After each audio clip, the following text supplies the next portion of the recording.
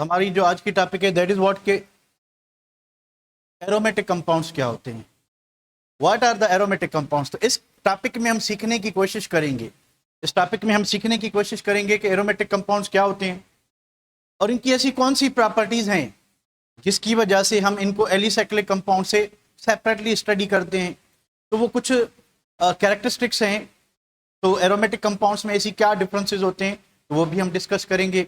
उसके बाद एरोमेटिक या एरोमेटिसिटी का क्राइटेरिया क्या है कि कौन सा कंपाउंड एरोमेटिक कंसीडर करेंगे, कौन सा कंपाउंड एंटी एरोमेटिक और नॉन एरोमेटिक कंसीडर करेंगे, ये भी हम डिस्कस करेंगे। ठीक है, तो ये कुछ चीजें हैं जो हमने डिस्कस करनी है। तो पहली बात ये करते हैं कि एरोमेटिक कंपाउंड्स क्या होते हैं। देखिए, अगर हम पुराने दौर की बात करें तो एरोमेटिक कंपाउंड्स उन कंपाउंड्स को कहा जाता था, ग्रीक वर्ड है एरोमा।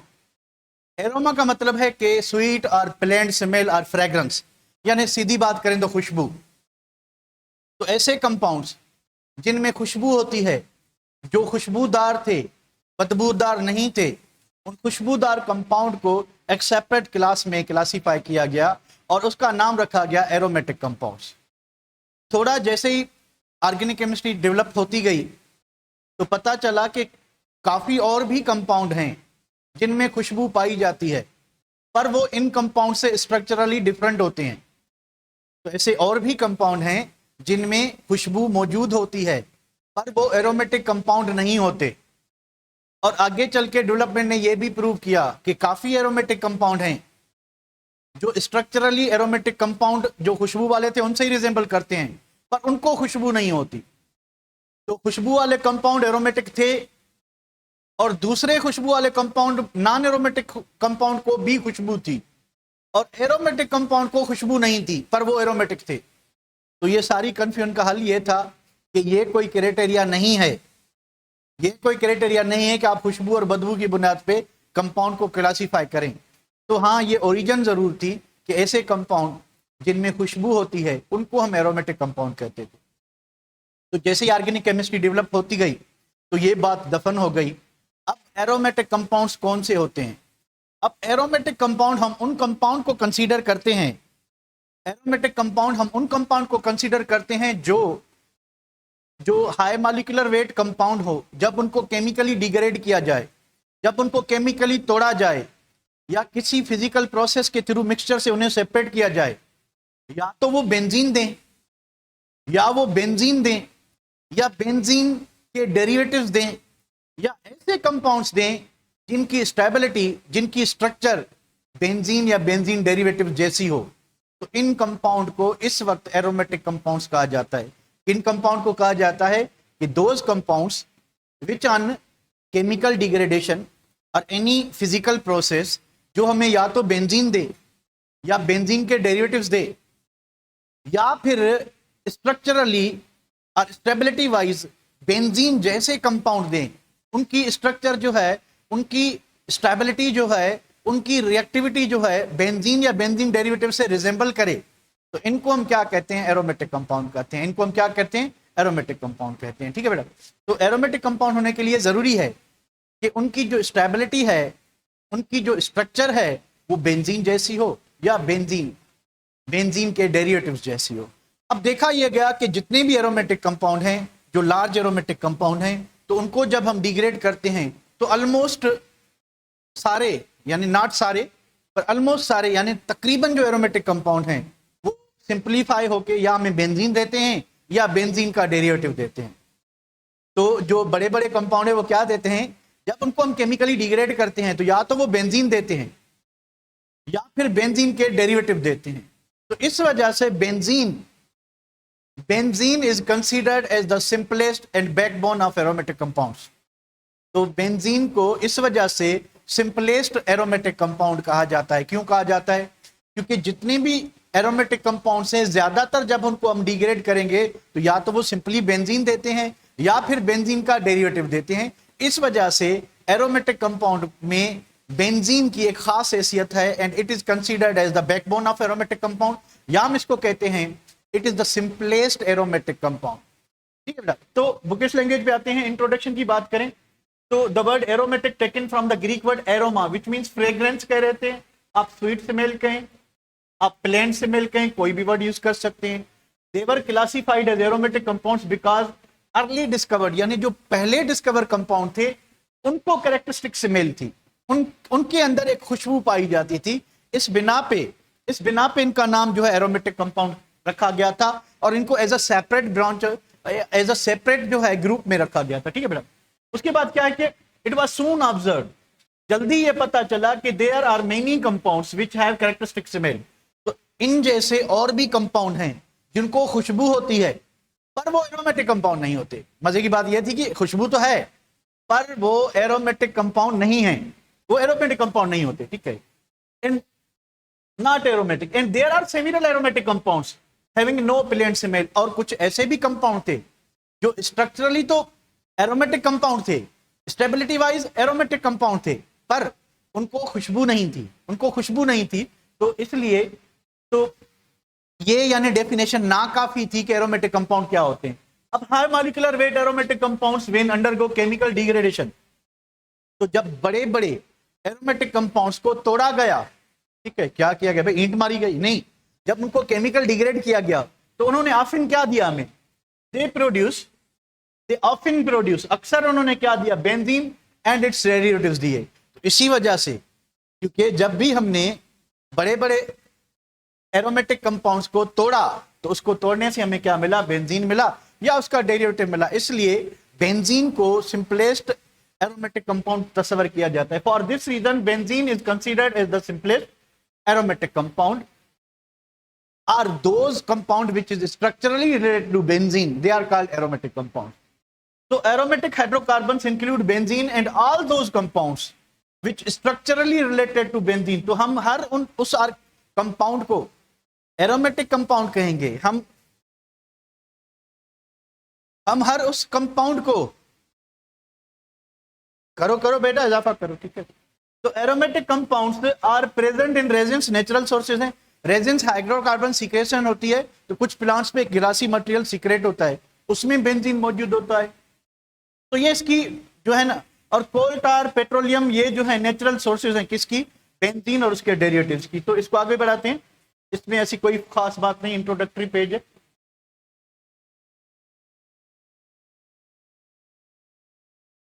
उसके बाद है कि coal tar and petroleum are rich sources of aromatic compound. हमने कोल टार में पढ़ा था, आपको अगर याद हो, हमने कोल टार में पढ़ा था कि कोल टार में 215 aromatic compounds through fractional distillation क्या होते हैं, सेपरेट होते हैं। ठीक है। तो careful examination showed that these compounds has high percentage of carbon.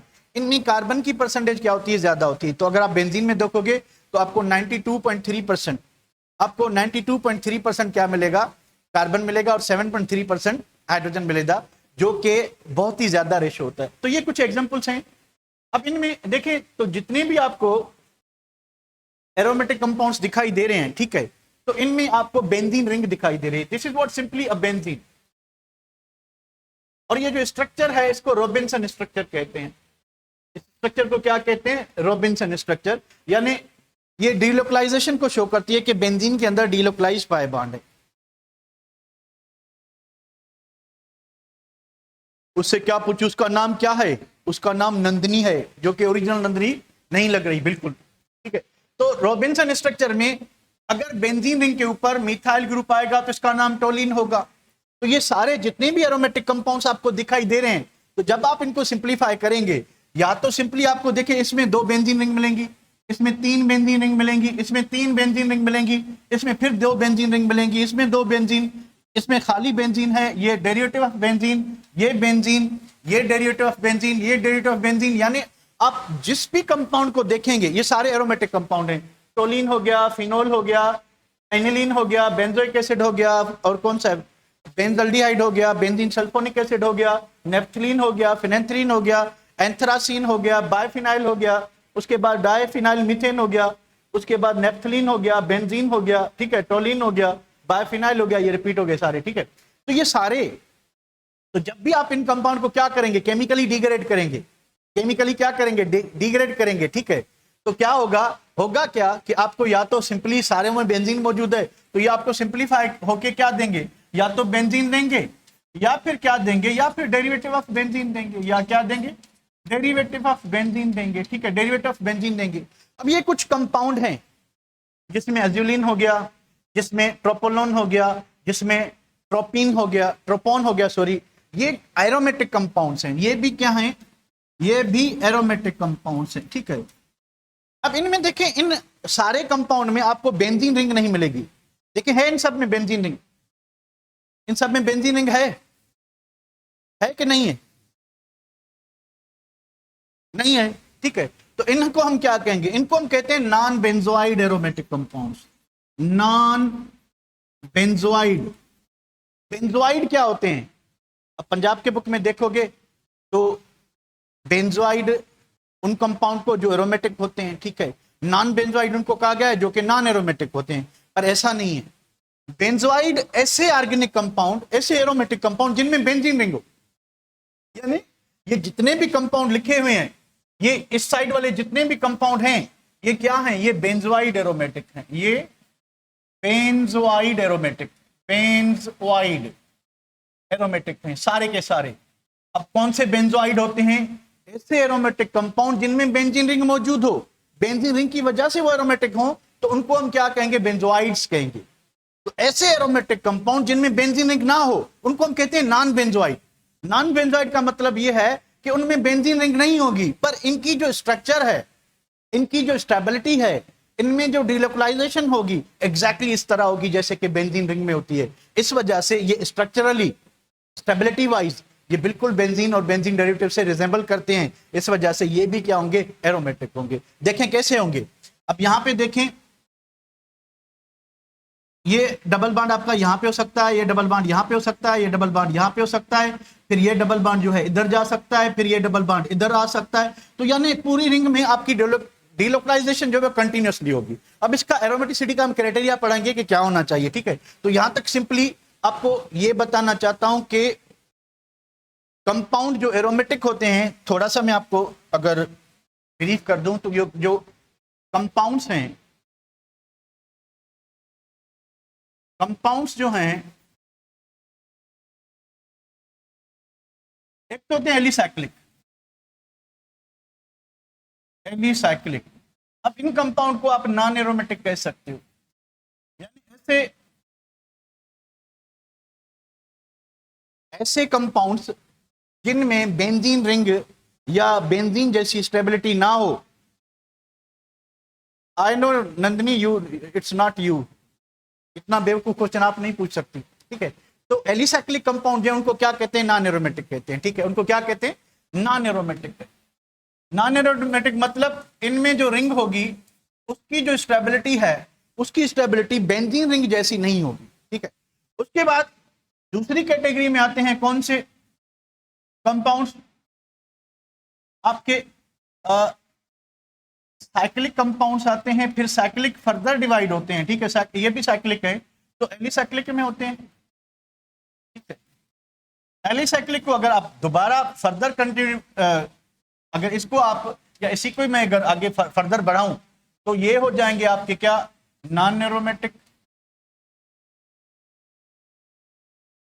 And anti aromatic.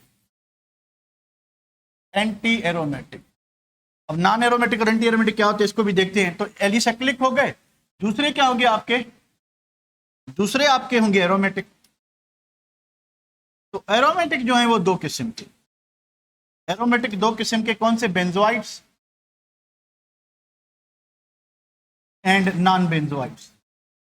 Non बेंजोइड्स, इन पे दोबारा वापस आते हैं, ठीक है। तो ये कंपाउंड को आप इस तरह से क्लासिफाई कर सकते हैं, वापस आते हैं, ठीक है। अब इस में दो चीजें हमने करने की कोशिश की। ये जो एरोमेटिक कंपाउंड हैं ये बेंजीन रिंग की वजह से हैं। ये जो एरोमेटिक कंपाउंड है इनमें बेंजीन रिंग नहीं है, पर इन और इसमें सिमिलरिटी क्या है? तो इस बेंजोइड एरोमेटिक में और नॉन बेंजोइड एरोमेटिक में सिमिलरिटी क्या है? कौन बताएगा? क्या सिमिलरिटी है कि इनको भी हम जो एरोमेटिक कंपाउंड मान रहे हैं? कौन बताएगा क्या सिमिलरिटी है?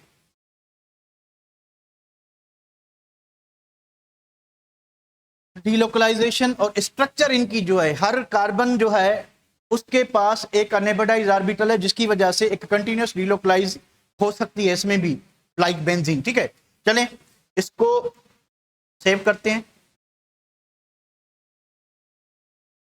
और बढ़ते हैं आगे।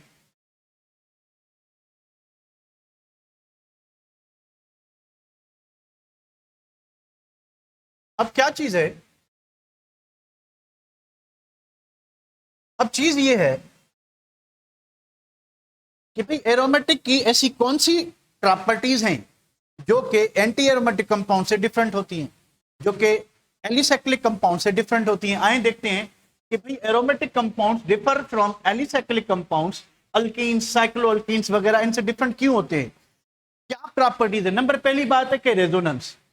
रेजोनेंस ऑर्गेनिक कंपाउंड में एक प्रॉपर्टी होती है, तो जहीं कहीं पे भी डिलोकलाइज पाई बॉन्ड होगा, डिलोकलाइज पाई बॉन्ड होगा या डबल बॉन्ड के साथ एक एटम जुड़ा हो जिसके पास लोन पेयर हो, तो वो कंपाउंड एक सिंगल स्ट्रक्चर से रिप्रेजेंट नहीं हो सकता।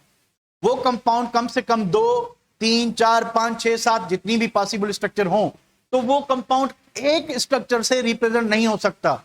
तो ऐसा कंपाउंड जो सेम कंपाउंड हो बट वो डिफरेंट स्ट्रक्चर से रिप्रेजेंट हो सके, the different structures are called what, resonance. तो बेंजीन का पता है आपको, बेंजीन की 5 रेजोनेंस स्ट्रक्चर्स होती हैं। उस 5 रेजोनेंस स्ट्रक्चर में जो 2 मेजर कंट्रीब्यूशन है वो किस स्ट्रक्चर की है, केक्यूल की है या डिवार की है, किसकी है। ये जो केक्यूल स्ट्रक्चर है, ठीक है, इन दोनों बेंजीन में क्या फर्क है, इन दोनों में आप देखेंगे कि ये जो पाई इलेक्ट्रॉन है इनकी पोजीशन में फर्क है। ये इधर आ गया बॉन्ड, ये इधर आ गया, ये इधर आ गया, ठीक है, तो ये स्ट्रक्चर बन जाए। तो ये जो 2 डिफरेंट स्ट्रक्चर्स हैं for the same compound, compound same है, कंपाउंड सेम है, ठीक है, कंपाउंड सेम है बट स्ट्रक्चर थोड़ा डिफरेंट है। और डिफरेंस किस चीज में, पाई इलेक्ट्रॉन की डिलोकलाइजेशन की वजह से स्ट्रक्चर चेंज हो गई। तो such structures are called resonance structures और इनको कैनोनिकल फॉर्म्स कहा जाता है। तो डिफरेंट रेजोनेंस स्ट्रक्चर्स को क्या कहा जाता है, कैनोनिकल फॉर्म, ठीक है। और कोई भी सिंगल स्ट्रक्चर, कोई भी सिंगल कैनोनिकल फॉर्म कंपाउंड की एग्जैक्ट स्ट्रक्चर को रिप्रेजेंट नहीं कर सकती। कोई भी सिंगल फॉर्म कंपाउंड की 100% स्ट्रक्चर को रिप्रेजेंट नहीं कर सकती। हाँ, उसमें 80%, 90%, 70%, 40% कैरेक्टर एग्जैक्ट स्ट्रक्चर का हो सकता है, पर वो 100% करेक्ट फार्मूला नहीं होता, ठीक है, वो करेक्ट रिप्रेजेंटेशन नहीं होती। तो सारी कैनोनिकल फॉर्म जो है मिलके एक स्ट्रक्चर बनाएंगी जिसको हम कहते हैं रेजोनेंस हाइब्रिड। तो रेजोनेंस हाइब्रिड जो है सब स्ट्रक्चर का, कैनोनिकल फॉर्म्स का मिक्सचर होता है, वो एग्जैक्ट स्ट्रक्चर को रिप्रेजेंट करती है, पर वो सब स्ट्रक्चर को मिला के बनती है, ठीक है बेटा। चले, दूसरी बात है कि बेंजीन जो है, अगर उसका मॉलिक्यूलर फार्मूला देखो आप, ठीक है, तो इसमें 3 डबल बॉन्ड है। तो बेंजीन एक हाईली अनसैचुरेटेड कंपाउंड है, तो इसके प्रिंसिपल रिएक्शंस अल्कीन्स की तरह एडिशन रिएक्शन होने चाहिए थे। इसके प्रिंसिपल रिएक्शंस एडिशन रिएक्शन होने चाहिए थे, पर बेंजीन देती क्या है, बेंजीन इलेक्ट्रोफिलिक सब्स्टिट्यूशन रिएक्शंस देती है, जो कि किससे रिजेंबल करते हैं, जो कि अल्केन से। तो बेंजीन एक हाईली अनसैचुरेटेड कंपाउंड है, पर बिहेव कैसे कर रही है, पर एरोमेटिक कंपाउंड बिहेव कैसे करते हैं, सैचुरेटेड की तरह, ठीक है। तो हाईली अनसैचुरेटेड होते हैं but they behave like saturated compound. Burn with suit, ये धुएं से जलते हैं, ये धुएं से जलते हैं, ठीक है। तो धुएं से जलते हैं, इसका मतलब क्या हुआ, क्योंकि इनमें कार्बन की परसेंटेज ज्यादा होती है, कार्बन की परसेंटेज ज्यादा होती है और हवा में इतनी ऑक्सीजन नहीं है, ठीक है, इतनी कंसंट्रेशन ज्यादा नहीं है कि ज्यादा नाइट्रोजन है, 21% बाय वॉल्यूम ऑक्सीजन होता है। तो बेंजीन पूरा नहीं जलता, तो इसकी पार्शियल कंबशन होती है, कुछ अनबर्न्ड कार्बन रह जाते हैं जो कि काला धुआं बनाएंगे। तो benzene burn with smoky flame due to high percentage of carbon. उसकी कंपैरिजन में जो है आपके पास जो क्या होता है, आपके पास जो कार्बन है वो ज्यादा है, ऑक्सीजन कम होता है। तो ये किसकी इनकम्प्लीट बर्निंग की वजह से क्या बनता है, धुआं बनता है। क्या बनता है, धुआं बनता है। एक्स्ट्रा स्टेबिलिटी, अब क्योंकि हमने पढ़ा था कि alkenes are most reactive hydrocarbons, तो एंड लीस्ट स्टेबल हाइड्रोकार्बन। तो अल्कीन जो है वो सबसे ज्यादा क्या होते हैं, रिएक्टिव होते हैं, पर benzene highly extraordinary stable molecule होता है, इसकी रिएक्टिविटी बहुत ही कम होती है as compare to the alkenes. तो अल्कीन्स की अगर अल्कीन से कंपेयर करें तो इसकी रिएक्टिविटी बहुत ही कम होती है, ठीक है बेटा।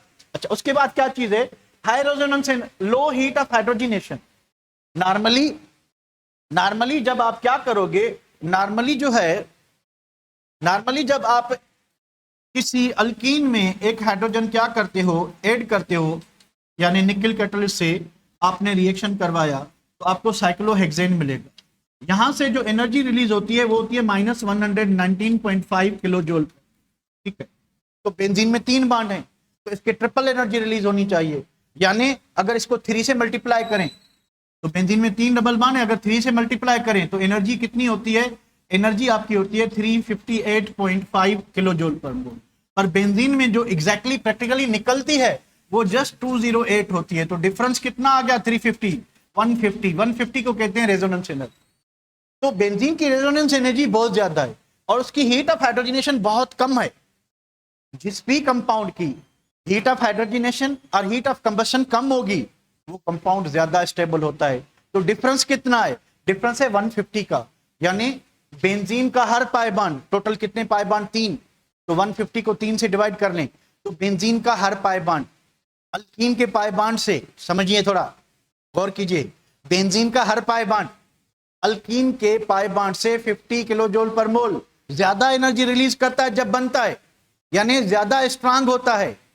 अगर आपके अल्कीन के पाई बांड की एनर्जी 251 है, ठीक है, और सिंगल बांड की एनर्जी 347 थी, तो बेंजीन में कितनी है, बेंजीन में एनर्जी कितनी है, 301, यानी बेंजीन के पाई बांड की जो एनर्जी है वो 301, अल्कीन के पाई बांड की जो एनर्जी है 251, यानी ये बांड क्या होता है, मजबूत होता है, यानी ऑलरेडी ज्यादा एनर्जी खारिज हुई है। तो जब हम इस पे हाइड्रोजन ऐड करेंगे तो अब एनर्जी, क्योंकि ऑलरेडी ज्यादा खारिज हो चुकी थी, तो अब थोड़ी एनर्जी क्या होगी, खारिज होगी, तो इसकी हीट ऑफ हाइड्रोजनेशन क्या होती है, कम होती है।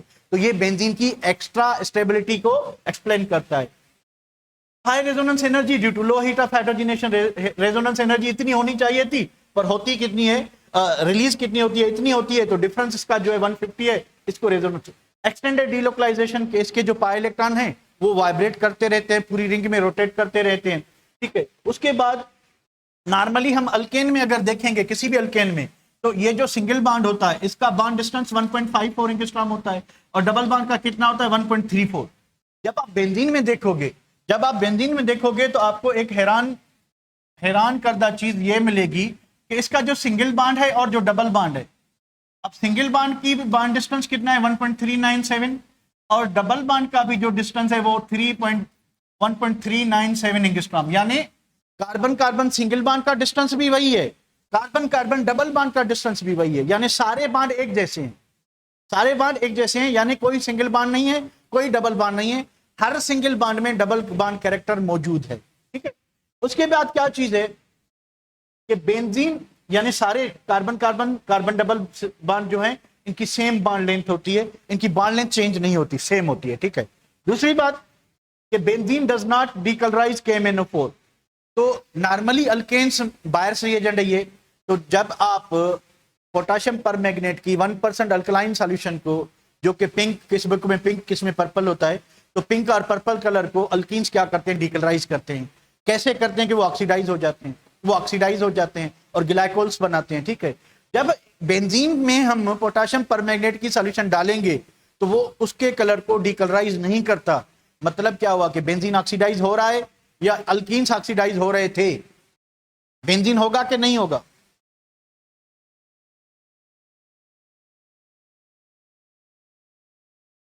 बेंजीन नहीं होगा, नहीं होगा तो होना चाहिए था, क्योंकि बेंजीन अल्कीन है, बेंजीन ट्राइइन है, बेंजीन के अंदर 3 डबल बॉन्ड है, उसको होना था पर होता नहीं है, होता नहीं है, होता नहीं है। मतलब ये एक अनयूजुअल कैरेक्टर है इसका, किसका, एरोमेटिक कंपाउंड का, as compare to the alicyclic compound. It does not undergo addition reactions like other unsaturated compound. अब इसको, क्योंकि ये अनसैचुरेटेड कंपाउंड है तो इसको क्या देने थे, इसको एडिशन रिएक्शन देने थे, पर benzene is highly reluctant to give addition reaction. क्यों नहीं देता बेंजीन, क्या मसला है? एक तो यील्ड पुअर होती है, दूसरा एडिशन रिएक्शन देने के बाद ये जो हमने स्पेशल कैरेक्टर बताए ना, ये सारे उड़ जाएंगे, खत्म हो जाएंगे, बेंजीन नॉन एरोमेटिक बन जाएगा, बेंजीन नॉन एरोमेटिक बन जाएगा। इस वजह से बेंजीन ये प्रॉपर्टीज, एक्स्ट्राऑर्डिनरी जो प्रॉपर्टीज हैं, वो सिर्फ तब रिटेन होंगी, वो सिर्फ तब मेंटेन होगी जब बेंजीन एडिशन रिएक्शन दे या सब्स्टिट्यूशन रिएक्शन दे। कब मेंटेन होगी? तो अगर बेंजीन का डेरिवेटिव बनता है, तो अगर एडिशन रिएक्शन से डेरिवेटिव बनता है तो वो नॉन एरोमेटिक होगा, अगर सब्स्टिट्यूशन से बनता है तो वो एरोमेटिक होगा और उसमें वो जितने भी सारे स्पेशल फीचर्स हैं वो सारे उसमें क्या होंगे, शामिल होंगे। ये बात समझ रहे हैं बेटा? इसको एक नजर पढ़ लें, आपके पास पढ़ा हुआ है, ठीक है? तो कोई क्वेश्चन है तो पूछ लें। ये चीजें क्या है इसको जरा डिस्कस करते हैं, ठीक है बेटा? सनिया आगे चल के आपको पता चलेगा, फिलहाल सब्र करें, ठीक है? अब यहां पे देखिए क्या चीज है कि एलिसाइक्लिक कंपाउंड क्या होते हैं, ठीक है? एरोमेटिक कंपाउंड क्या होते हैं? देखिए इससे पहले भी अगर हम करें तो भी ऑर्गेनिक कंपाउंड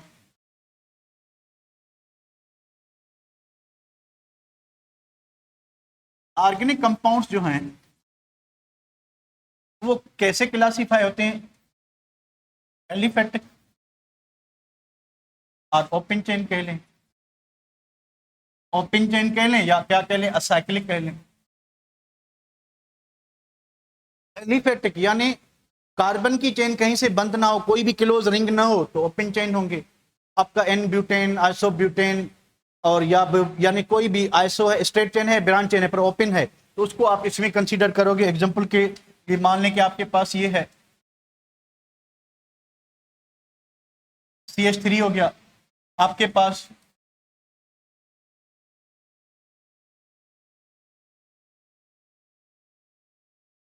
क्या हो गया, आइसोपेंटेन हो गया, ठीक है?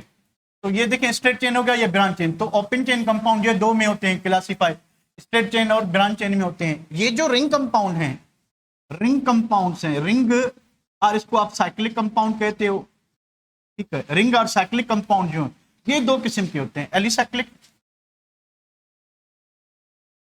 ठीक है? एलिसाइक्लिक और क्या होते हैं, एरोमेटिक। एलिसाइक्लिक और क्या होते हैं, एरोमेटिक होते हैं। एलिसाइक्लिक क्या होते हैं? ऐसे रिंग कंपाउंड जिनकी प्रॉपर्टीज एरोमेटिक कंपाउंड जैसी ना हो, जिनकी स्टेबिलिटी एरोमेटिक कंपाउंड जैसी ना हो, जिनमें कंटिन्यूअस रिलोकलाइजेशन ना हो, जो बेंजीन की तरह, एरोमेटिक कंपाउंड्स की तरह अनयूजुअल बिहेवियर शो ना करते हो। कौन से अनयूजुअल बिहेवियर? जो अभी हमने डिस्कस किए। तो इन कंपाउंड को हम एलिसाइक्लिक कंपाउंड कहेंगे। अब एलिसाइक्लिक कंपाउंड जो हैं, एलिसाइक्लिक कंपाउंड आपके क्या हो सकते हैं? ये नॉन एरोमेटिक हो सकते हैं। तो जो कंपाउंड एरोमेटिक नहीं है, एरोमेटिक नहीं है तो एलिसाइक्लिक कहलाएगा, ठीक है? अच्छा, उसके बाद एंटी एरोमेटिक कह सकते हैं। एंटी एरोमेटिक भी इसमें आएंगे, ठीक है? एरोमेटिक फिर दो किस्म के, एक बेंजोइड हो गए, एक नॉन बेंजोइड हो गए, एक नॉन बेंजोइड हो गए, ठीक है? तो बेंजोइड का मतलब क्या है? दो वर्ड है, बेंज। बेंज का मतलब है बेंजीन, बेंज का मतलब है benzene. Oid, oid means like. तो ऐसे कंपाउंड जिनमें बेंजीन रिंग होगी, ऐसे कंपाउंड, कौन से कंपाउंड? Aromatic compound. समझिए जरा, ऐसे एरोमेटिक कंपाउंड जिनमें बेंजीन रिंग होगी, जिसमें aromaticity special characters due to benzene ring होंगे, उनको हम बेंजोइड कहेंगे। यानी ऐसे कंपाउंड जो बेंजीन लाइक रिंग स्ट्रक्चर हो, बेंजीन लाइक प्रॉपर्टीज हो, उनको हम बेंजोइड कहेंगे। नॉन बेंजोइड क्या होंगे? ऐसे कंपाउंड जिनमें बेंजीन रिंग नहीं हो पर उनकी स्टेबिलिटी जो है वो बेंजीन या बेंजीन के डेरिवेटिव या दूसरे एरोमेटिक कंपाउंड की तरह हो, उनको हम नॉन बेंजोइड कहेंगे। मान लें कि आपके पास पायरिडीन है, आपके पास पायरिडीन है, ठीक है? तो पायरिडीन में कहां है बेंजीन रिंग? है? पायरिडीन में है? पायरिडीन में है बेटा? पायरिडीन में बेंजीन रिंग है?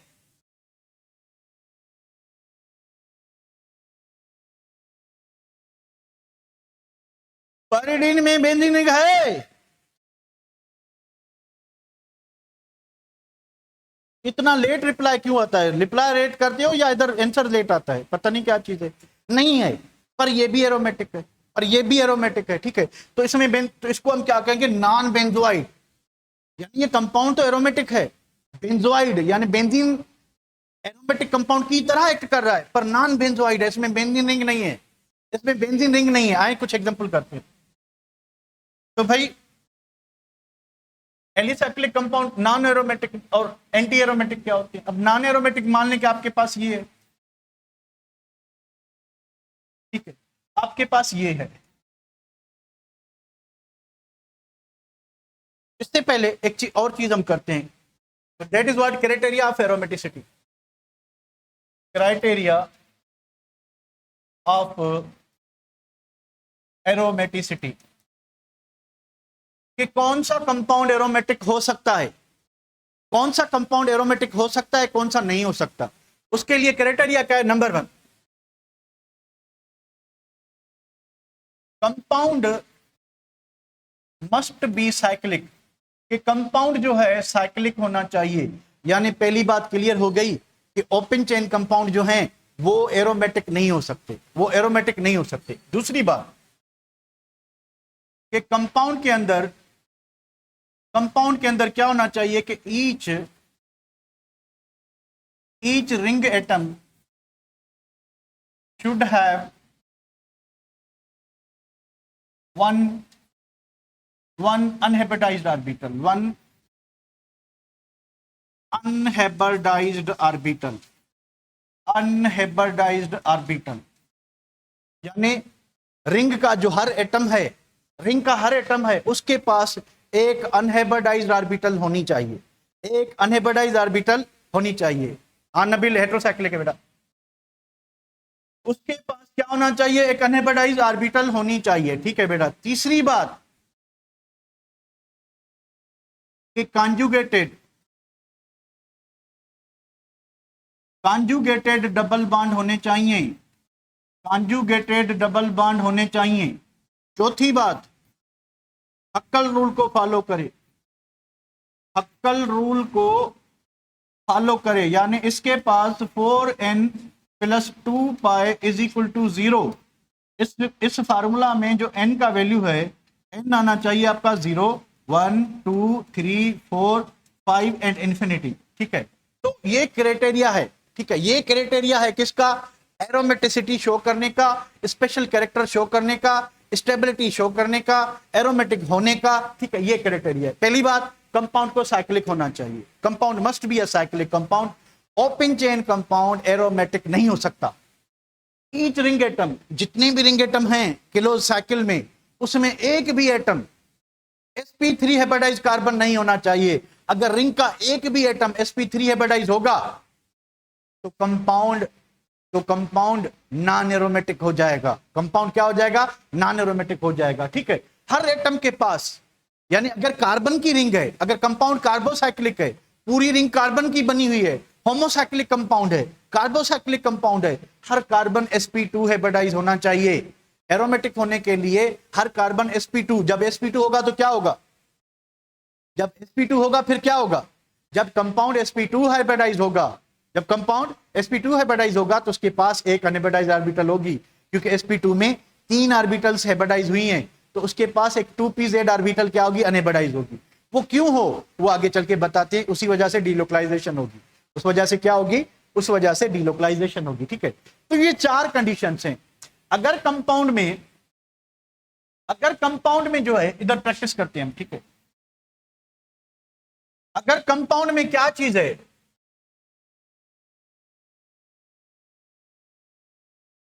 वन ओनली है। तो अगर कंपाउंड में क्या ओनली है? वन ओनली है, तो कंपाउंड क्या हो जाएगा? कंपाउंड आपका क्या हो जाएगा? कंपाउंड आपका नॉन एरोमेटिक हो जाएगा। तो नॉन एरोमेटिक हो जाएगा मतलब क्या हुआ? कि कंपाउंड आपका एलिसाइक्लिक हो जाएगा।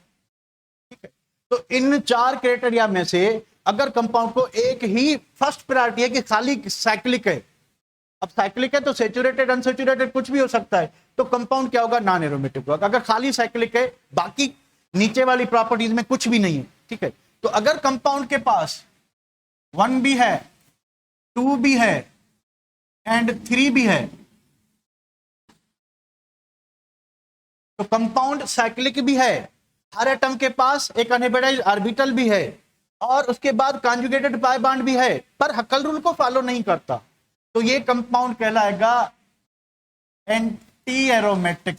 ये कंपाउंड क्या कहलाएगा? एंटी एरोमेटिक कहलाएगा। ठीक है, ये कंपाउंड क्या कहलाएगा? Anti aromatic. यानी इसमें सारी वो प्रॉपर्टीज मौजूद हैं जो कि एरोमेटिक कंपाउंड में होनी चाहिए, पर हक्कल रूल फॉलो करने से क्या होता है कि उसकी जो स्टेबिलिटी है, रिंग की जो प्लेनरिटी है, उसकी वजह से क्या होगा कि वो कंपाउंड जो है बेंजीन जैसी स्टेबिलिटी शो करेगा। तो अगर चौथा माइनस कर लें तो उसकी स्टेबिलिटी बेंजीनिक जैसी नहीं होगी, वो कंपाउंड एंटी एरोमेटिक होगा। और आप उसको क्या कहोगे, आप उसको किस में कंसीडर करोगे, आप उसको एलिसाइक्लिक में। तो नॉन एरोमेटिक भी क्या होते हैं, एलिसाइक्लिक कंपाउंड होते हैं। एंटी एरोमेटिक भी क्या होते हैं, एरोमेटिक नहीं होते, एलिसाइक्लिक कंपाउंड होते हैं। ठीक है, फर्क क्या है नॉन और एंटी में, ये भी मैं आपको बताता हूं। ठीक है, अच्छा, अगर कंपाउंड में चारों बातें हैं भाई, 1 भी है, 2 भी है, 3 भी है एंड 4 भी है, तो कंपाउंड आपका एरोमेटिक होगा। कंपाउंड आपका क्या होगा, एरोमेटिक। ठीक है, तो 1 बाय 1 सबकी देखते चलते हैं, इनके एग्जांपल करते हैं। ठीक है, इस पेज को मैं सेव करके उसके बाद मैं इनके एग्जांपल करता हूं। ठीक है, मान लें कि आपके पास 3 एग्जांपल लिखता हूं मैं। आपके पास ये चीज है, साइक्लोहेक्सीन है। ठीक है, आपके पास साइक्लोब्यूटाडाइन है, आपके पास बेंजीन है। ठीक है, अब इस कंपाउंड को जरा देखें तो इसमें कौन सी प्रॉपर्टी है, खाली ओनली 1 है। इसमें ओनली 1 का कंपाउंड खाली क्या है, साइक्लिक है। इसका ये देखिए सिंगल बॉन्ड बना रहा है, सिंगल बॉन्ड वाला कार्बन क्या होगा, sp3 होगा। ये क्या होगा, sp2 होगा। ये क्या होगा, sp2 होगा। ये क्या होगा, sp3 होगा। ये क्या होगा, sp3 होगा। ये क्या होगा, sp3 होगा। तो देखिए सेकंड कंडीशन क्या कहती है, सेकंड कंडीशन कहती है कि रिंग, हर रिंग एटम जो है वो sp2 हाइब्रिडाइज, अगर कार्बन है तो sp2 हाइब्रिडाइज हो, उसके पास एक अनहाइब्रिडाइज ऑर्बिटल हो। तो क्या इन सबके पास है, नहीं है। मिसबा आते हैं ना, चल रहे हैं। तो क्या इन सब कार्बन एटम के पास एक अनहाइब्रिडाइज ऑर्बिटल है कि नहीं है, थोड़ा जल्दी, है कि नहीं है बेटा, है कि नहीं है। ये आपका रिप्लाई लेट पता नहीं क्यों आता है। नहीं है, नहीं है मतलब क्या हुआ कि ये कंपाउंड खाली क्या होगा, नॉन एरोमेटिक होगा, क्योंकि इसमें डिलोकलाइज पाई बॉन्ड नहीं है। खाली ये देखें आप कि कंपाउंड जो है, कंपाउंड रिंग है और उसमें अल्टरनेट सिंगल डबल बॉन्ड है। कहीं पे भी आइसोलेटेड डबल बॉन्ड ना हो, अल्टरनेट सिंगल बॉन्ड हो। हमने डबल बॉन्ड की टाइप पढ़ी थी ना, आइसोलेटेड, क्यूमुलेटेड और कॉन्जुगेटेड। कॉन्जुगेटेड बॉन्ड होने चाहिए। अगर कॉन्जुगेटेड बॉन्ड हैं फिर हक्कल रूल की तरफ बढ़ेंगे। तो हक्कल रूल फॉलो करता है तो कंपाउंड एरोमेटिक होगा, हक्कल रूल फॉलो नहीं करता तो कंपाउंड नॉन एरोमेटिक या एंटी एरोमेटिक हो सकता है। अब मैं यहां पे, ठीक है, इसको मैं मिटा दूं, चले थोड़ा दूसरे पेज पे चलते हैं। तो हमने पहले क्या डिस्कस किया, हमने ये डिस्कस किया,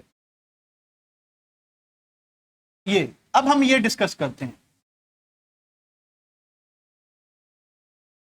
इसमें कौन कौन सी प्रॉपर्टीज आपको नजर आ रही है। 1 नजर आ रही है, यस। 2 नजर आई है, यस। 3 नजर आ रही है, यस, बट नो 4।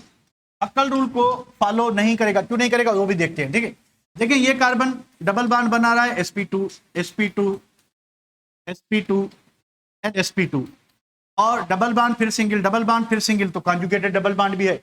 अब हक्कल रूल की बात करते हैं कि 4n + 2 पाई = 0। अब ये हक्कल रूल है, ध्यान से देखना जरा। इसमें हमने क्या करना है, हमने n का वैल्यू फाइंड करना है, n का वैल्यू फाइंड करना है। तो इस कंपाउंड में देखें, इस कंपाउंड में कितने पाई बॉन्ड हैं, 2 पाई बॉन्ड, 2 पाई बॉन्ड। तो पाई इलेक्ट्रॉन्स कितने हैं, पाई इलेक्ट्रॉन्स कितने होंगे, एक पाई बॉन्ड में कितने होंगे, 2। तो 2 पाई बॉन्ड में कितने होंगे, 4। तो इस कंपाउंड में 4 पाई इलेक्ट्रॉन्स हैं। Is it clear. इस कंपाउंड में 2 डबल बॉन्ड हैं, तो एक कोवेलेंट बॉन्ड बनाने के लिए एक पेयर शेयर करना पड़ता है।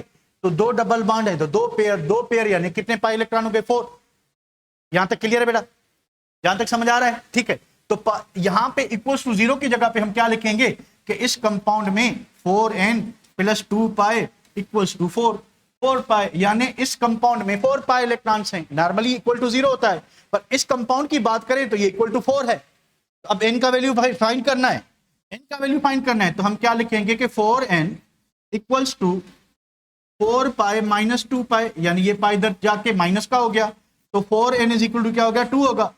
n = क्या हो जाएगा, 2/4। 2/4 = what, 0.5।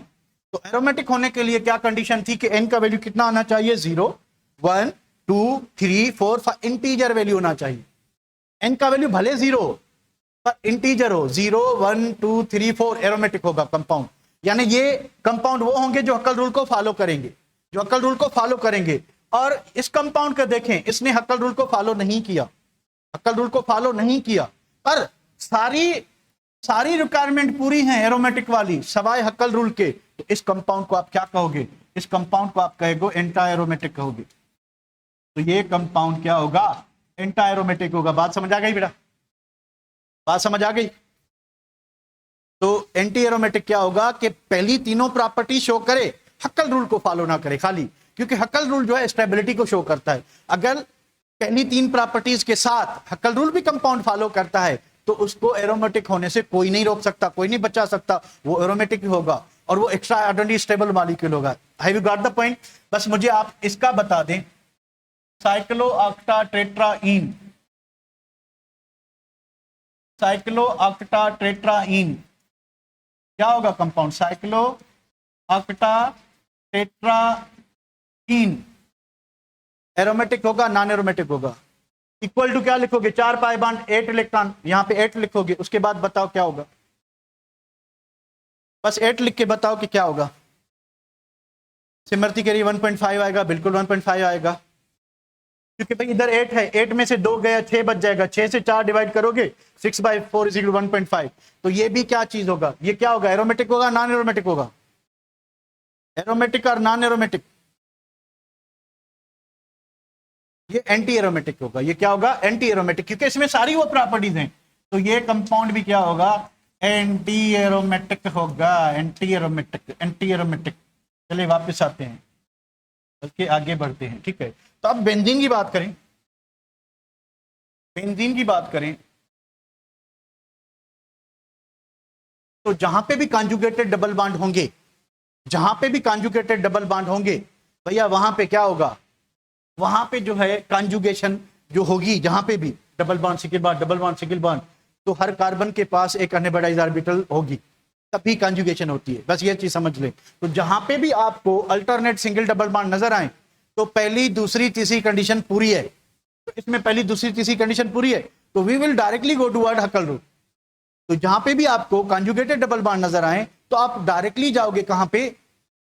आप हक्कल रूल पे चले जाओगे, ठीक है। तो हम आएंगे यहां पे, क्योंकि इसमें 1 भी है, 2 भी है, 3 भी है, 4 हम वेरीफाई करते हैं कि है कि नहीं है, ठीक है। हम लिखेंगे 4n + 2 पाई = 0। तो 4n + 2 पाई = 6 पाई, क्योंकि इसमें 3 पाई बॉन्ड है, तो 3 को 2 से जोड़ मल्टीप्लाई करोगे तो 6 बन जाएंगे। तो 4n = what? 6 पाई - 2 पाई। तो 4n = 4, n = 4/4, 4 इधर गया डिवाइड करेगा, तो n = क्या हो जाएगा? 1। तो ये कंपाउंड एरोमेटिक है, ये कंपाउंड एरोमेटिक है। कौन सा एरोमेटिक है? बेंजोइड है, नॉन बेंजोइड है? ये कंपाउंड एरोमेटिक है, कौन सा है? बेंजोइड है, नॉन बेंजोइड है? क्योंकि इसमें बेंजीन है, खुद बेंजीन है। तो ये कंपाउंड क्या होगा? ये कंपाउंड बेंजोइड होगा, ये कंपाउंड बेंजोइड होगा, ठीक है। तो ये कंपाउंड क्या होगा? ये कंपाउंड बेंजोइड होगा, ठीक है।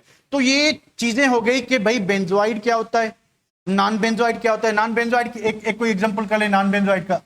यहां पे देखें, हमारे पास ये एक केटाइन है, इसका नाम है साइक्लोपिरोपिनियम आइन, ठीक है। अब क्या होना चाहिए? Alternate single double bond. Alternate single double bond आपको शायद दिखाई नहीं दे रहा। चलें दूसरी तीसरी कंडीशन पे आए। क्या हर रिंग एटम sp2 हाइब्रिडाइज है? कोई बताएगा? क्या हर रिंग एटम sp2 हाइब्रिडाइज है?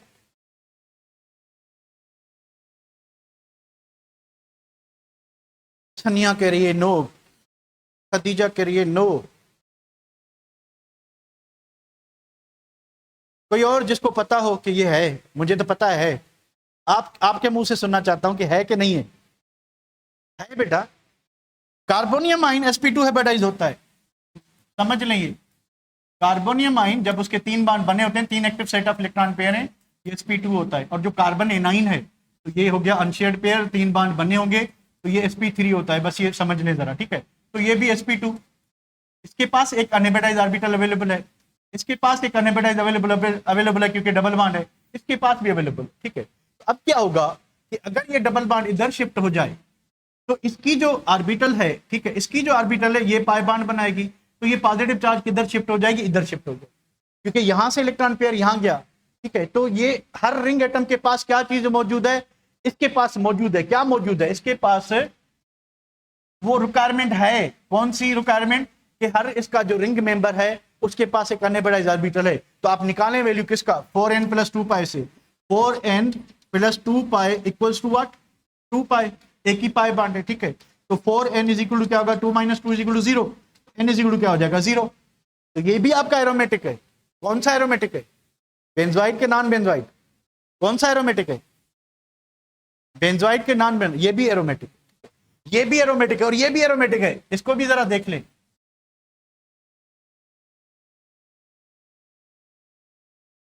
अगर यहां पे एक पॉजिटिव चार्ज लगी है तो alternate single double bond, alternate single double bond, उसके बाद ये कार्बन जो sp2 हाइब्रिडाइज है, तो ये पॉजिटिव चार्ज अंदर क्या करेगी, डिलोकलाइज करेगी।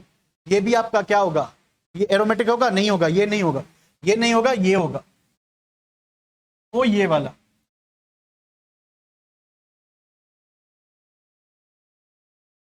गौर करें जरा, ये भी आपका एरोमेटिक होगा।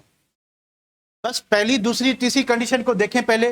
भाई डबल बॉन्ड वाले कार्बन जो sp2 होते हैं, sp2 sp2 sp2 sp2 sp2 sp2, carbonium आइन sp2 होता है, कार्बोनियम आइन sp2 होता है। फिर वही अगर रटे वाली बात बताऊं मैं,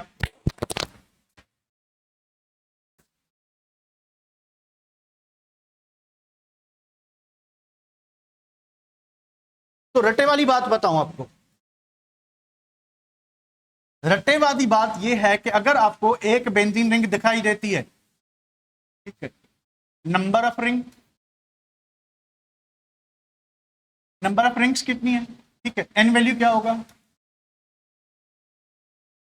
ठीक है, उसके बाद कंपाउंड क्या होगा, एरोमेटिक होगा कि नहीं। तो अगर नंबर ऑफ रिंग्स 1 है, एक ही रिंग है, नंबर ऑफ रिंग्स 1 है, ठीक है, तो एन वैल्यू 1 कब आएगा, 1 कब आएगा, जब एन वैल्यू से पहले क्या लिखते हैं, पाई इलेक्ट्रॉन्स कितने हैं, उसके बाद एन वैल्यू, उसके बाद क्या होगा, एरोमेटिक, एरोमेटिक है कि नहीं है, ठीक है। तो अगर नंबर ऑफ रिंग 1 है और 6 पाई इलेक्ट्रॉन है, ठीक है, एन का वैल्यू 1 आएगा, कंपाउंड एरोमेटिक। रटे वाली बात, यानी सीधा बिना कैलकुलेट करने वाली बात, कि बेंजीन रिंग दिखाई दे रही है, एक ही रिंग है, एक ही रिंग है, ठीक है, एन रिंग 1 है तो 6 पाई इलेक्ट्रॉन अगर उसके अंदर हैं, और फिर तीसरी कंडीशन के डिलोकलाइजेशन हो रही है, हर कार्बन एटम के पास एक अनहाइब्रिडाइज्ड ऑर्बिटल है, ठीक है, तो 6 पाई इलेक्ट्रॉन है, रिंग एक ही है, ठीक है, तो एन का वैल्यू क्या आएगा, 1 आएगा, और आपका कंपाउंड क्या होगा, एरोमेटिक होगा, कंपाउंड क्या होगा, एरोमेटिक होगा, ठीक है। तो अगर 2 रिंग हैं,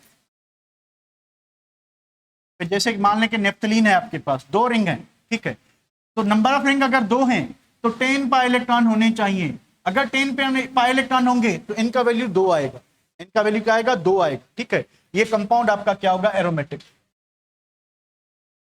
तो अगर 2 रिंग्स हैं, 10 पाई इलेक्ट्रॉन है, ठीक है, कंपाउंड एरोमेटिक होगा, बेंजोइड ही होगा, ठीक है। तो अगर 3 रिंग हैं,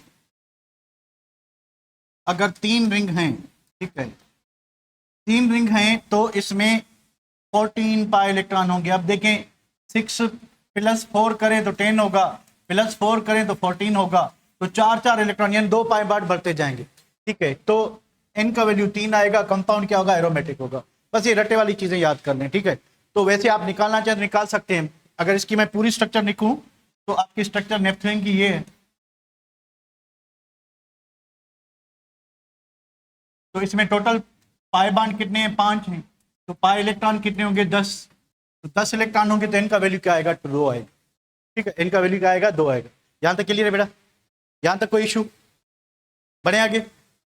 तो आपने क्या सीखा, एरोमेटिक क्या होता है, एंटी एरोमेटिक क्या होता है, बेंजोइड क्या होता है, नॉन बेंजोइड क्या होता है।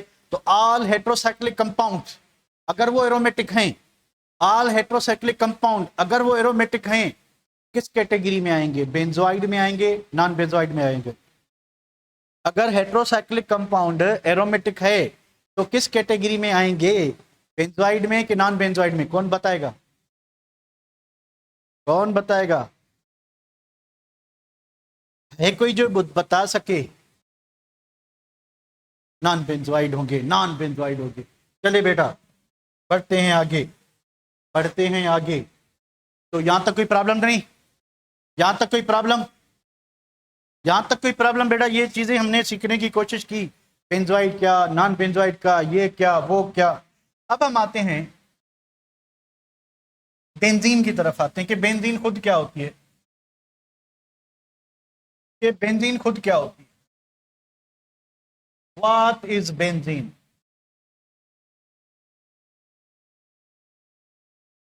अब बेंजीन क्या होती है? बेंजीन जो है एक सिंपलेस्ट एरोमेटिक कंपाउंड है। बेंजीन एक सिंपलेस्ट एरोमेटिक कंपाउंड है। बिल्कुल मिसबा, इस तरह से कि अगर पहली तीन कंडीशंस हैं तो कंपाउंड एंटी एरोमेटिक होगा अगर वो हकल रूल फॉलो नहीं करता। अगर तीन के साथ हकल रूल भी फॉलो करता है तो वो कंपाउंड आप कसम खा सकते हो, आप कसम खा सकते हो कि कंपाउंड एरोमेटिक है, एरोमेटिक है, धुएं से जलेगा, एक्स्ट्रा स्टेबिलिटी शो करेगा, हाई रेजोनेंस एनर्जी होगी, वो सारी प्रॉपर्टीज उसमें मौजूद होगी। ठीक है बेटा? ओके, तो इंट्रोडक्शन बेंजीन की बात करें तो benzene is simplest and most common aromatic compound with molecular formula C6H6। तो बेंजीन का मॉलिक्यूलर फार्मूला C6 और H6 होता है। माइकल फेराडे ने 1825 में 1825 में फर्स्ट टाइम बेंजीन को वेजिटेबल ऑयल से आइसोलेट किया था, डिस्कवर किया था, प्रिपेयर किया था माइकल फेराडे ने। 1845 में आधा जो है बंदा था, हाफमैन जो है साइंटिस्ट था, उसने इसको कोल टार से आइसोलेट किया था। तो सबसे पहले जो इसको डिस्कवर करने वाला था वो कौन था? Michael Faraday. उसके बाद जिसने आइसोलेट किया था, प्रिपेयर नहीं किया, जिसने आइसोलेट ऑलरेडी प्रिपेयर्ड को आइसोलेट किया था, ही वाज हाफमैन। अब 1825 में डिस्कवर होने वाला बेंजीन अपने यूनिक फार्मूला की वजह से, भाई यूनिकनेस क्या है फार्मूला में? सिंपल तो है, C6H6 हाइड्रोकार्बन है। तो अपने यूनिक फार्मूला होने की वजह से देखिए C6H6, ठीक है, मान ले कि अगर ये अल्केन है,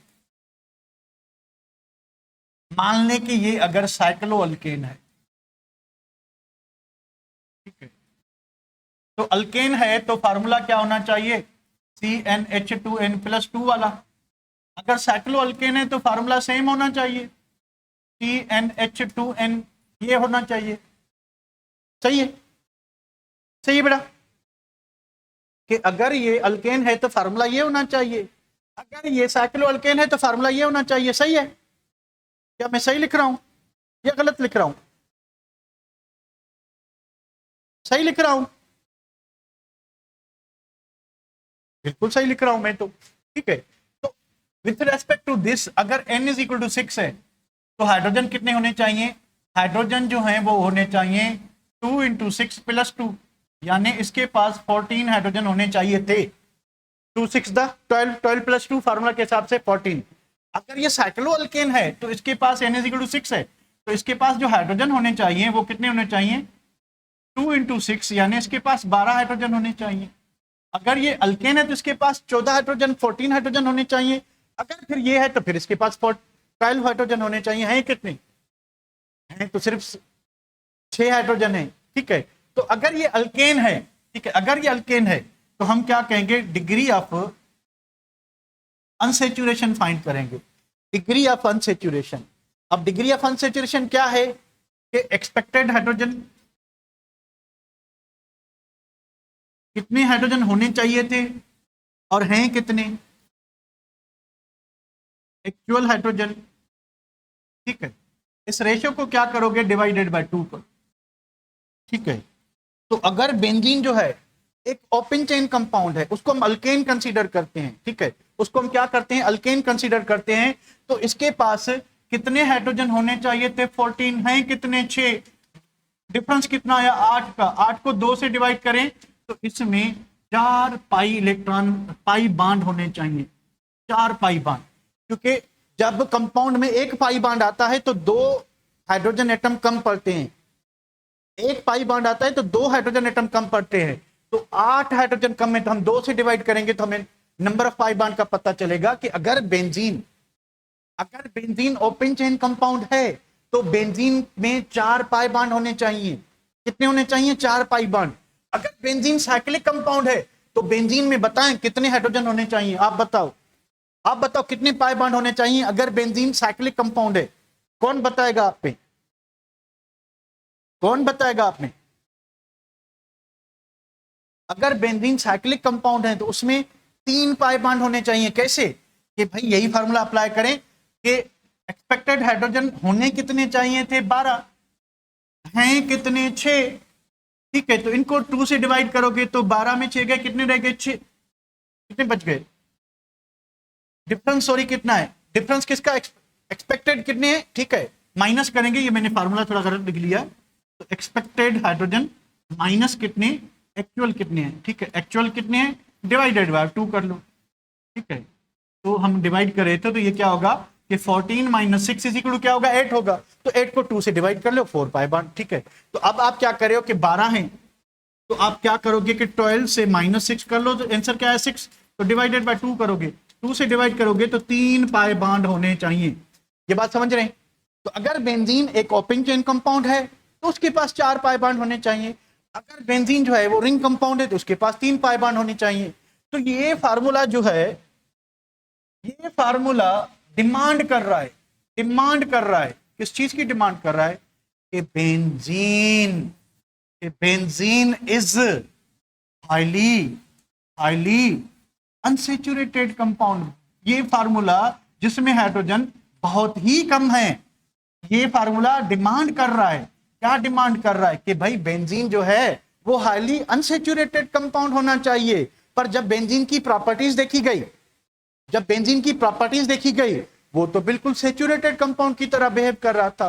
तो साइंटिस्ट को 1825 में डिस्कवर होने वाला बेंजीन 40 साल तक रुलाता रहा, घुमाता रहा, कोई उसकी स्ट्रक्चर जो है वो समझ नहीं पा रहा था। 40 साल लगे। कितने साल लगे भाई? 40 साल। देखें 1825 किधर गया? केक्यूल ने 1865 में फर्स्ट टाइम बेंजीन की स्ट्रक्चर प्रपोज की कि भैया बेंजीन तो वेरी सिंपल है भैया, इस तरह से होता है कि बेंजीन में अल्टरनेट सिंगल डबल बॉन्ड होते हैं, 3 पाई बॉन्ड होते हैं और बेंजीन एक साइक्लिक कंपाउंड होता है।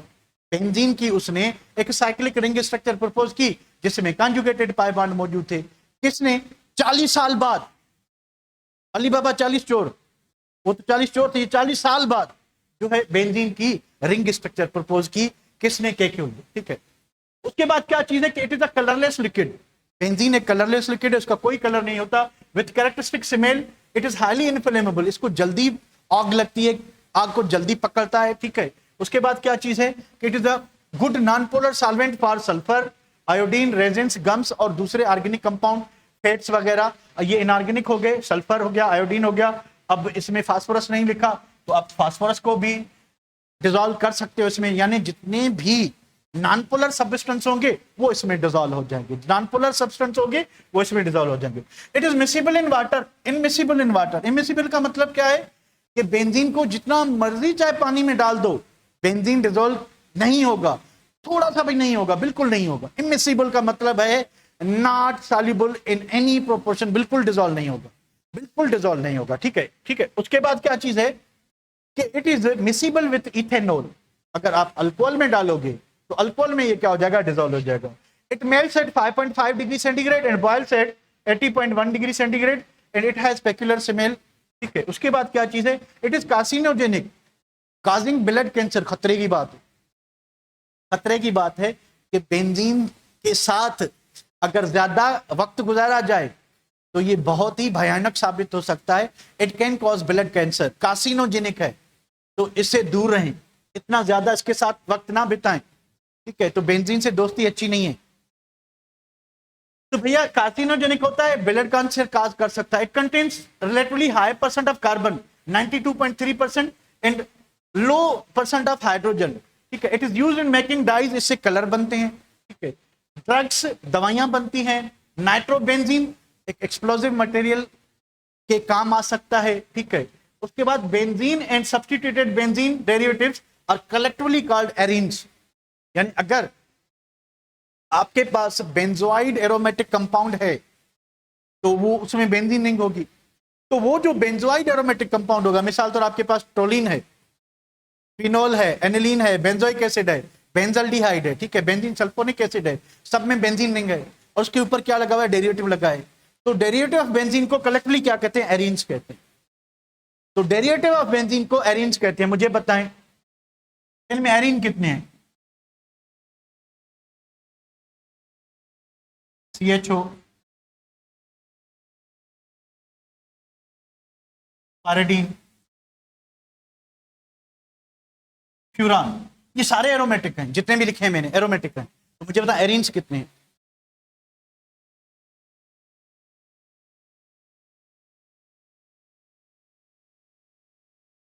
मिसबा गलतियां कर रही हो। डेरिवेटिव ऑफ बेंजीन एक ही है, एक ही बेंजीन का डेरिवेटिव है, एरीन एक ही है, ठीक है बेटा, एक है। यही है ना, ये तो नाइट्रोजन हेट्रोसाइक्लिक कंपाउंड है, बेंजीन का डेरिवेटिव, इसमें बेंजीन रिंग नहीं है, नाइट्रोजन है, डिफरेंट एटम मौजूद है, ठीक है। तो only this is the arene. Is it clear? Is it clear? Clear? Clear?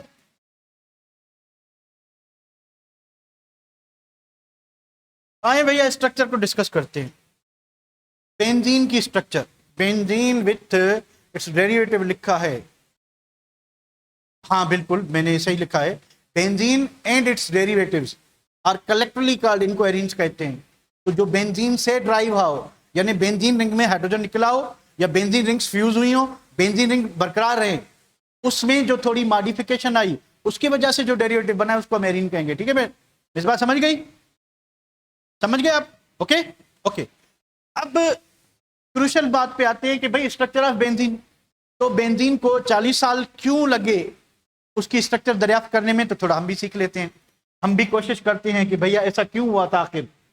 Chemical analysis and molecular weight determination ये बताती है कि बेंजीन का मॉलिक्यूलर फार्मूला C6H6। पुराना तरीका क्या था, कंपाउंड की वेपर डेंसिटी मालूम करते थे। तो इसका मॉलिक्यूलर मास कितना है, 78 है, तो इसकी वेपर डेंसिटी कितनी आएगी, कौन बताएगा? इसकी वेपर डेंसिटी कितनी आएगी, 39।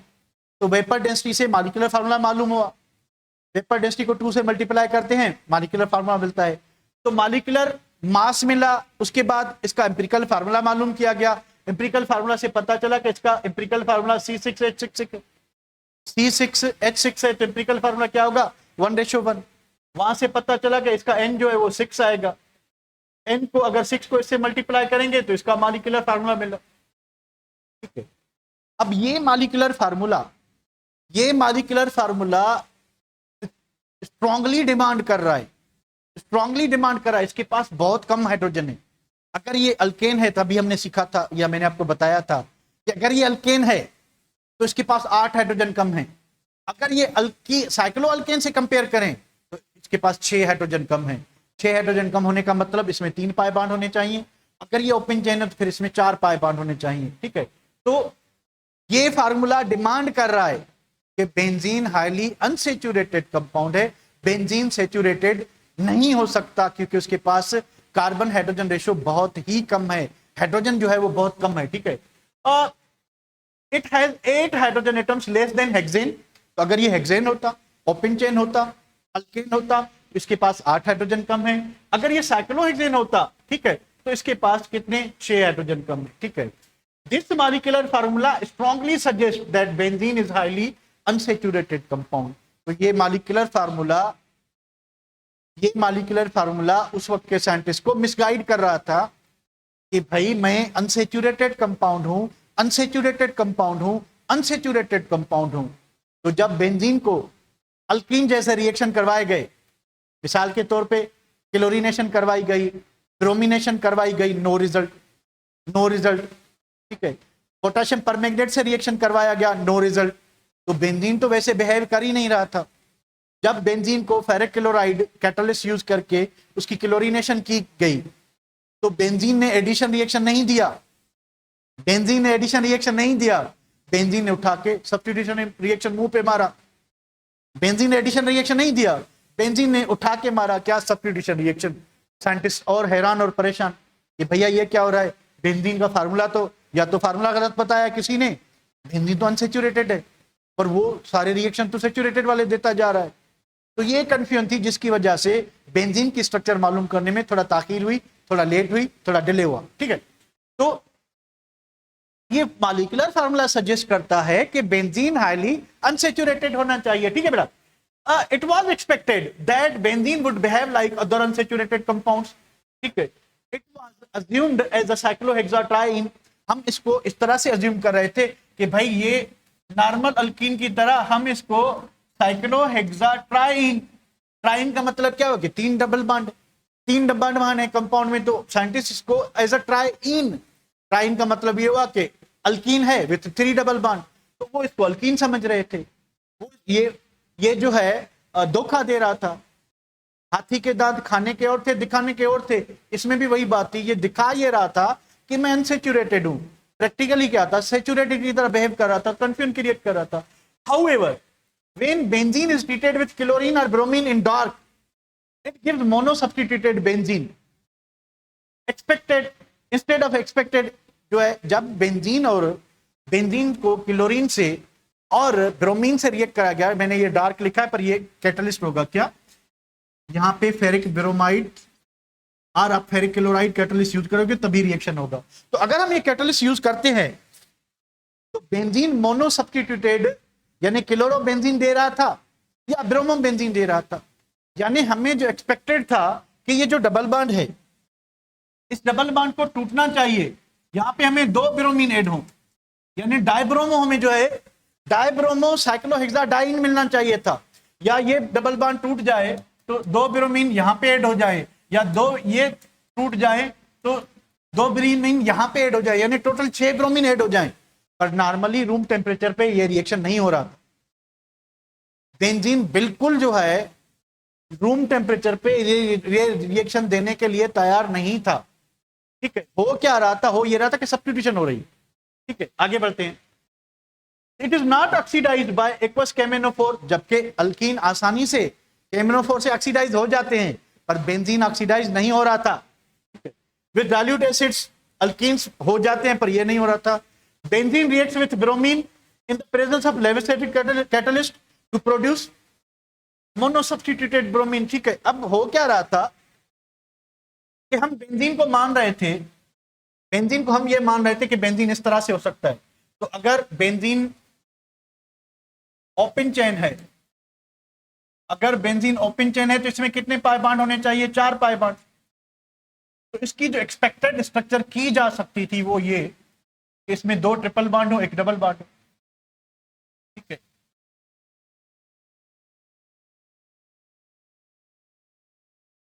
देखें, 1 हाइड्रोजन, 2 हाइड्रोजन, 3 हाइड्रोजन, 4 हाइड्रोजन, ठीक है। तो कहां पे गलती हो गई, तो यहां पे बस 4 पाई बॉन्ड बनाने हैं, सही है। तो या तो इसमें 2 ट्रिपल बॉन्ड हो, और 2 ट्रिपल बॉन्ड का मतलब क्या हुआ, 2 ट्रिपल बॉन्ड का मतलब 1 ट्रिपल बॉन्ड में 2 पाई बॉन्ड, तो 2 पाई बॉन्ड इसमें, 2 पाई बॉन्ड इसमें, कितने हो गए, 4 पाई बॉन्ड।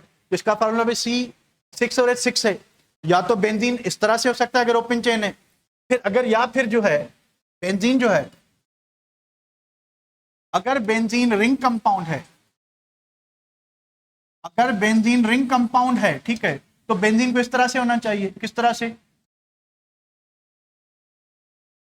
कि भाई बेंजीन इस तरह से हो सकता है, और बेंजीन इस तरह से हो सकता है।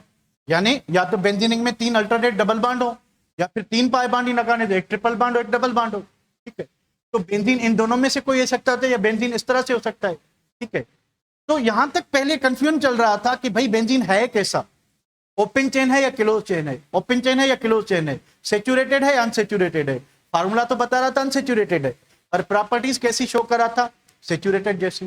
प्रॉपर्टीज कैसी शो कर रहा था, सेचुरेटेड जैसी। होता क्या है, अनसेचुरेटेड, होता क्या है, अनसेचुरेटेड। शो क्या कर रहा था, सेचुरेटेड की तरह, ठीक है। अच्छा, ये इस बात पे भी बाद में आते हैं। अब कंफ्यूजन क्या थी, ये जो अब इधर हम थे, कि बेंजीन बेंजीन की जब हम क्या करें, बेंजीन की जब हम तो C6H6 जब बेंजीन की हम क्लोरीनेशन करते हैं फेरिक क्लोराइड की मौजूदगी में, तो एक्सपेक्टेड प्रोडक्ट क्या थी, हमें लग क्या रहा था, हमें लग रहा था कि ये प्रोडक्ट बनना चाहिए, यानी कोई भी एक पाई बांड टूट जाए, जहां पाई बांड टूटा वहां पे क्लोरीन लग जाए। तो एक्सपेक्टेड क्या था कि एडिशन रिएक्शन हो, एक्सपेक्टेड ये था कि एडिशन रिएक्शन हो, ठीक है, एक्सपेक्टेड ये होता था कि एडिशन रिएक्शन हो। ऑब्जर्व क्या हुआ क्या, ऑब्जर्व क्या था, ऑब्जर्व ये था कि इसमें जो है ये नहीं, हमें मिला ये, यानी हमें क्या मिला ये, यानी बेंजीन के पाई बांड जो है वो डिस्टर्ब नहीं हुए। बेंजीन में क्या हुआ कि क्लोरीन जो है मोनो सब्सटीट्यूटेड, यानी प्रोडक्ट जो बनी वो ये बनी C6H5Cl बनी, यानी हाइड्रोजन एक कम पड़ गया, हाइड्रोजन एक निकल गया, सब्सटीट्यूशन हुई पर एडिशन नहीं हुई, यानी ये प्रोडक्ट नहीं बनी। कौन सी, C6H6Cl2 ये नहीं बनी, प्रोडक्ट क्या बनी, ये बनी, ठीक है। तो एडिशन रिएक्शन की जगह पे सब्स्टिट्यूशन रिएक्शन का होना ये भी अपने आप में एक बड़ा सवाल था, ठीक है। तो ये साइंटिस्ट को बहुत ही परेशान कर रहा था, ठीक है। दूसरी बात, हमें ये कैसे पता चली कि बेंजीन ओपन चेन कंपाउंड नहीं है, बेंजीन ओपन चेन कंपाउंड नहीं है। तो जब बेंजीन की क्या की गई, हाइड्रोजिनेशन की गई, ठीक है, किसके साथ, निकल के साथ, कितने पे, 150 डिग्री सेंटीग्रेड पे। तो हमें जो प्रोडक्ट मिली थी वो मिला था साइक्लोहेक्सेन। तो साइक्लोहेक्सेन का बनना क्या प्रूव करता है कि बेंजीन ओपन चेन कंपाउंड है या बेंजीन क्लोज चेन कंपाउंड है। साइक्लोहेक्सेन का बनना क्या शो करता है कि बेंजीन ओपन चेन है या क्लोज चेन है, कौन बताएगा। साइक्लोहेक्सेन का बनना क्या शो करता है कि बेंजीन एक क्लोज चेन कंपाउंड है, बेंजीन एक रिंग कंपाउंड है, यानी ओपन चेन स्ट्रक्चर जो इसकी थी वो रूल आउट हो गई कि बेंजीन ओपन चेन नहीं है, बेंजीन एक क्लोज चेन कंपाउंड है। यहां तक क्लियर है बेटा, यहां तक क्लियर है कि बेंजीन ओपन चेन नहीं है, बेंजीन क्लोज चेन होता है। कहां से पता चला कि जब बेंजीन की हाइड्रोजनेशन करते हैं, तो बेंजीन जो है, बेंजीन साइक्लोहेक्सेन देता है, हेक्सेन नहीं देता, साइक्लोहेक्सेन देता है। क्लियर है, आ रहे हैं मैसेज, आ रहे हैं, लेट आ रहे हैं। यहां तक क्लियर है बेटा कि बेंजीन ओपन चेन नहीं, बेंजीन क्लोज चेन है, और बेंजीन सैचुरेटेड भी नहीं, बेंजीन अनसैचुरेटेड है, पर रिएक्ट और बिहेव सैचुरेटेड की तरह कर रहा है, ठीक है। यहां तक क्लियर है, बढ़े आगे। अब यहां देखें तो बेंजीन जो है, पहली बात कि बेंजीन इस तरह से बिहेव नहीं कर रहा, अब बेंजीन ये दे रहा, बेंजीन साइक्लोहेक्सेन दिया, यानी बेंजीन जो है ओपन चेन नहीं है। This proves that benzene is not an open chain compound। Benzene एक ओपन चेन कंपाउंड बिल्कुल भी नहीं है। अब फिर ये अनसैचुरेटेड की तरह एडिशन रिएक्शन नहीं दे रहा, ये क्या दे रहा है, ये सब्स्टिट्यूशन दे रहा है। अब सब्स्टिट्यूशन में भी क्या हो रहा है कि सिर्फ एक हाइड्रोजन रिप्लेस हो रहा है, एक क्लोरीन लग रहा है। इसकी दो पॉसिबल एक्सप्लेनेशन थी, आए भाई इसको अब डिस्कस करते हैं। इसकी दो पॉसिबल एक्सप्लेनेशन हो सकती हैं। क्या हो सकता है कि भाई बेंजीन का क्लोरीन के साथ फेरिक क्लोराइड कैटलिस्ट की मौजूदगी में खाली ये प्रोडक्ट देना, क्लोरोबेंजीन का बनना, खाली एक क्लोरीन का लगना, क्लोरोबेंजीन का बनना -HCl साइड प्रोडक्ट होगी, ठीक है। खाली क्लोरीन का बनना दो कंक्लूजन को जन्म देता है। नंबर पहला कि only one hydrogen is reactive, only one hydrogen is reactive in benzene, के बेंजीन में ससुरा सिर्फ एक ही हाइड्रोजन रिएक्टिव है, एक ही हाइड्रोजन रिएक्टिव है, बाकी 5 इनर्ट हैं, इस वजह से एक ही हाइड्रोजन रिप्लेस हुआ और क्लोरीन लगा। दूसरा जो कंक्लूजन था वो ये था कि all 6 hydrogens are of same environment, कि सारे के सारे 6 हाइड्रोजन सेम इन्वायरमेंट, सारे के सारे हाइड्रोजन एक जैसे हैं, सारे के सारे हाइड्रोजन एक जैसे हैं। तो आपको क्या लगता है 1 सही है कि 2 सही है? आपको क्या लगता है 1 सही है 2 सही है? तो एक्सपेरिमेंटल एविडेंसेस ने ये बताया कि ये जो 2 है ये एक्सपेक्टेड जो है एक्सप्लेनेशन थी, ये एक्सेप्टेड एक्सप्लेनेशन थी, इसी को एक्सेप्टेड किया गया कि सेकंड जो है वो 2 है। यानी अब तक जो है, अब तक क्या क्लियर हुआ? नंबर पहली बात कि बेंजीन साइक्लिक है, पहली बात ये क्लियर हुई। दूसरी चीज क्या क्लियर हुई? दूसरी चीज क्या क्लियर हुई कि बेंजीन में 6 हाइड्रोजन एटम्स सेम टाइप के हैं या सेम एनवायरनमेंट के हैं, ये बात भी क्लियर हो गई। ठीक है, अब केक्यूल ने एक स्ट्रक्चर बना दी। केक्यूल ने स्ट्रक्चर क्या दी कि भाई ये कार्बन है। ठीक है, केक्यूल के स्ट्रक्चर को क्यों एक्सेप्ट किया गया था, बाकियों को क्यों नहीं किया गया, उसको भी जरा देख लें। कार्बन कार्बन कार्बन, केक्यूल ने क्या किया, सियाना बंदा था, अल्टरनेट डबल बॉन्ड लगाए। जब आप इसमें कॉन्जुगेटेड बाय बॉन्ड लगाओगे तो हर कार्बन की एक ही वैलेंसी फ्री है, हर कार्बन की एक ही वैलेंसी फ्री है। मतलब क्या हुआ? मतलब सिंपल हुआ कि हर कार्बन पे एक ही हाइड्रोजन लगेगा, हर कार्बन पे एक ही हाइड्रोजन लगेगा। ठीक है, तो हर कार्बन पे ससुरा एक ही हाइड्रोजन लगेगा। बात समझ गए? सारे कार्बन डबल बॉन्ड में इन्वॉल्व हैं, ये भी डबल बॉन्ड, ये भी डबल बॉन्ड, ये भी डबल बॉन्ड, ये भी डबल बॉन्ड, और हर कार्बन के पास एक एक हाइड्रोजन लगा हुआ है। तो यहां से सेकंड कंक्लूजन आप इजीली कंक्लूड कर सकते हो। तो यहां से बेंजीन केक्यूल स्ट्रक्चर बनाई या केक्यूल के स्ट्रक्चर से ये कंक्लूजन ड्रा हुआ, एक ही बात है। ठीक है, तो सारे के सारे 6 हाइड्रोजन बिल्कुल आपको एक जैसे लग रहे हैं। तो अब 2 चीजें क्लियर होगी कि बेंजीन साइक्लिक है और बेंजीन में 6 एटम एक जैसे हैं। एक जैसे तब हो सकते हैं जब केक्यूल की स्ट्रक्चर सही हो और हर कार्बन जो है वो डबल बॉन्ड में इन्वॉल्व हो और बेंजीन की स्ट्रक्चर में कॉन्जुगेटेड पाई बॉन्ड हो। तो इसी से तीसरा कंक्लूजन क्या हुआ कि बेंजीन में कॉन्जुगेटेड 3 पाई बॉन्ड्स हैं। तो यहां से पता चला कि बेंजीन के पास 3 पाई बॉन्ड है। यहां तक क्लियर है बेटा? तो यहां तक सारी चीजें जो है सीक्वेंस में होती गई और खोती गई। यहां तक क्लियर है? कोई क्वेश्चन है तो पूछ लें, कोई क्वेश्चन है तो पूछ लें, फिर आगे बढ़ते हैं। Is there any question? No? Okay बेटा। तो अब यहां तक बेंजीन ओपन चेन कंपाउंड नहीं है, बेंजीन अनसैचुरेटेड कंपाउंड है, बेंजीन में अल्टरनेट सिंगल डबल बॉन्ड होता है और बेंजीन के हर कार्बन पे एक हाइड्रोजन लगा होता है। ठीक है, ये चीज प्रूव होगी। ठीक है, आए भाई। तो 1 मिनट मैं इसको खाली कर लूं जरा। ठीक है, तो वापस आते हैं। ठीक है, वापस जो है तो एक्सप्लेन इस अनयूजुअल बिहेवियर को एक्सप्लेन करने के लिए डिफरेंट स्ट्रक्चर प्रपोज की गई, पर केक्यूल की स्ट्रक्चर जो है उसकी मेजर कंट्रीब्यूशन थी। तो फार्मूलाज देखते हैं कौन कौन से प्रपोज किए गए थे और केक्यूल की मेजर क्यों थी, इसको भी डिस्कस करते हैं। According to Kekule structure benzene should undergo addition reaction, क्योंकि केक्यूल का जो फार्मूला है उसमें बेंजीन एक हाईली अनसैचुरेटेड कंपाउंड है जिसमें 3 डबल बॉन्ड मौजूद हैं। तो बेंजीन को क्या होना चाहिए? अनसैचुरेटेड, उसको एडिशन रिएक्शन देने चाहिए। म्यूट करूं? करता हूं भाई। तो बेंजीन को क्या देना चाहिए? बेंजीन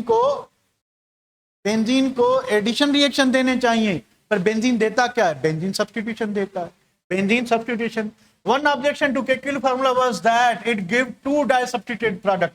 एक ऑब्जेक्शन ये था केक्यूल के फार्मूले पे कि इसको जो डाइसब्स्टिट्यूटेड प्रोडक्ट है यानी 2 सब्स्टिट्यूएंट जब ऐड होते हैं, ठीक है, तो किस तरह से ऐड होने चाहिए? इस तरह से ऐड होना चाहिए कि हमें 2 प्रोडक्ट मिलनी चाहिए। कैसे 2 प्रोडक्ट मिलनी चाहिए? कि भाई एक एडिशन वहां पे हो, यानी यहां पे कोई ग्रुप सब्स्टिट्यूट कर रहे हैं तो एक ग्रुप डबल बॉन्ड वाले कार्बन पे ऐड हो, दूसरा जो 2 ग्रुप हैं वो सिंगल बॉन्ड वाले कार्बन पे हो, यानी हमें दो जो है डाई सब्स्टिट्यूटेड प्रोडक्ट यानी दो आर्थो प्रोडक्ट मिलनी चाहिए, पर इन एक्चुअल प्रैक्टिस क्या होता है कि एक ही मिलती है। तो ये केक्यूल के ऊपर ऑब्जेक्शन था। तो इस ऑब्जेक्शन को, यानी ऑब्जेक्शन क्या था, सिंपली पहले ये बात समझने की कोशिश करें कि अगर दो हाइड्रोजन रिप्लेस होते हैं तो केक्यूल की स्ट्रक्चर में देखें कि दो टाइप के कार्बन दिखाई दे रहे हैं, एक डबल बॉन्ड वाला और एक सिंगल बॉन्ड वाला। तो पॉसिबल है कि दो हाइड्रोजन रिप्लेस हो डबल बॉन्ड वाले से, पॉसिबल है कहां से रिप्लेस हो, सिंगल बॉन्ड वाले से। तो दो आइसोमर मिलने चाहिए थे, किसके, आर्थो के। मिलते कितने, एक ही मिलते हैं। इसका जवाब, इसका उत्तर जो है केक्यूल किस तरह से दे रहा है, ठीक है। To explain why only one product is obtained, Kekule 1872 में, यानी 7 साल बाद, 1865 में इसने ये स्ट्रक्चर दी, उसके 7 साल बाद केक्यूल फिर मैदान में आया। उसने कहा कि ये जो डाई सब्स्टिट्यूटेड प्रोडक्ट नहीं मिल रही, क्यों नहीं मिल रही, इस वजह से नहीं मिल रही, इस वजह से नहीं मिल रही। इसने कहा कि ये जो डबल बॉन्ड है भैया, ये जो डबल बॉन्ड है, ठीक है, ये जो डबल बॉन्ड है बेंजीन में क्या करता है कि ऑक्सीलेट करता है, वाइब्रेट करता रहता है, और डबल बॉन्ड अपनी पोजीशन जो है वो चेंज करता रहता है, ठीक है। तो क्या चीज है, to explain why only one product is obtained, in 18 put forward a theory that carbon atoms in benzene are in a state of vibration. Due to this vibration, each carbon pair has one full single bond character and half double bond character. यानी इसने बताया कि जो bond order है किसका, carbon carbon single bond का 1.5, carbon carbon double bond का 1.5, 1.5, 1.5, 1.5, 1.5। मतलब क्या हुआ कि कार्बन कार्बन जो सिंगल बॉन्ड है वो प्योरली सिग्मा बॉन्ड है, और जो डबल बॉन्ड है वो हाफ डबल बॉन्ड हर कार्बन एटम जो है वो क्या कर रहा है, शेयर कर रहा है। ये बात समझ रहे हैं कि हर कार्बन एटम शेयर कर रहा है, इस वजह से हमें दो नहीं, हमें एक ही आइसोमर मिलेगा। ये बात समझ रहे बेटा? तो फिर मैं आगे बढ़ूं। Are you getting this objectional point? Okay, Sania को समझ आ गई, और किसी को? जल्दी जल्दी बताएं जरा। हेलो, ओके ओके ओके बेटा, फातिमा को भी आ गई, चलें। ओके, तो this result in oscillation of double bond in single bond to give two Kekule structure. तो केक्यूल ने फिर दो स्ट्रक्चर जो प्रपोज की थी, ठीक है। बेंजीन को 5 रेजोनेंस स्ट्रक्चर्स होती हैं। आए भाई, कौन सी होती हैं उसको जरा देख लें। तो बेंजीन की 5 रेजोनेंस स्ट्रक्चर से, 5, 1 2 3 नहीं, 5। ये कुछ बेंजीन की स्ट्रक्चर्स हैं। These are the 5 resonance structures of benzene. भैया जी,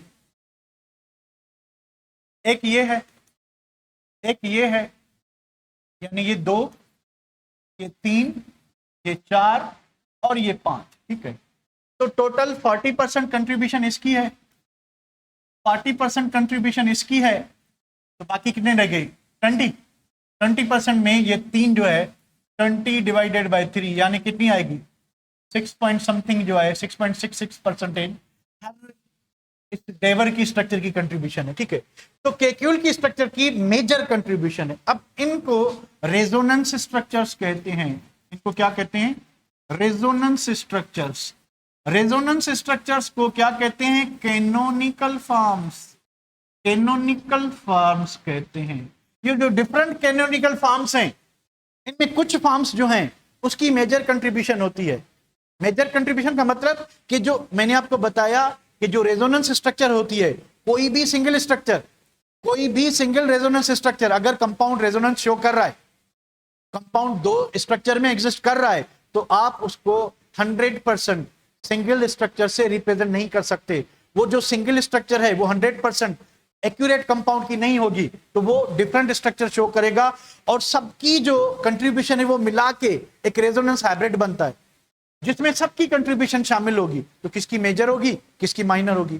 तो इसमें डेवार स्ट्रक्चर में क्या प्रॉब्लम था, डेवार स्ट्रक्चर में एक प्रॉब्लम था कि इसमें ये जो बॉन्ड आ रहा है, ये कार्बन कार्बन बॉन्ड, ये थोड़ा स्ट्रेच बॉन्ड है, इसकी बॉन्ड लेंथ थोड़ी नॉर्मल बॉन्ड से ज्यादा है।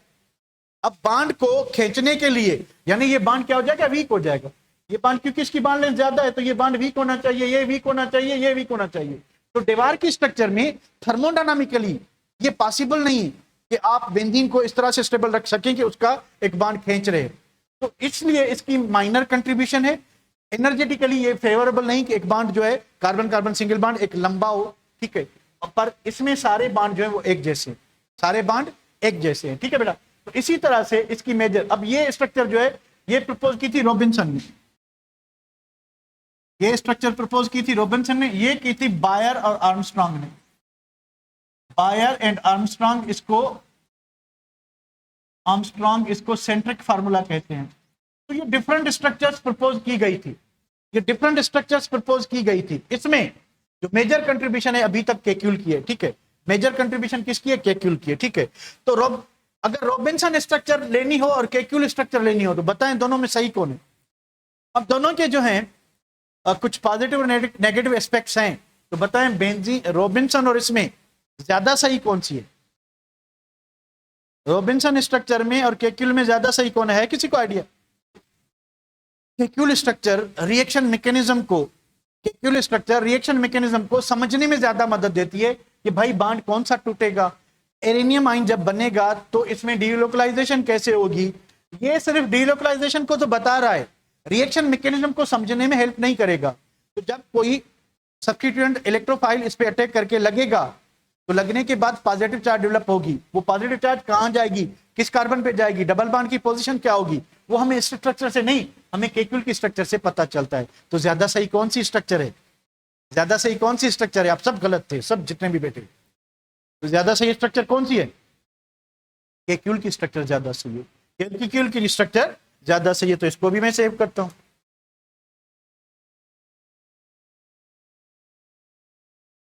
उसके बाद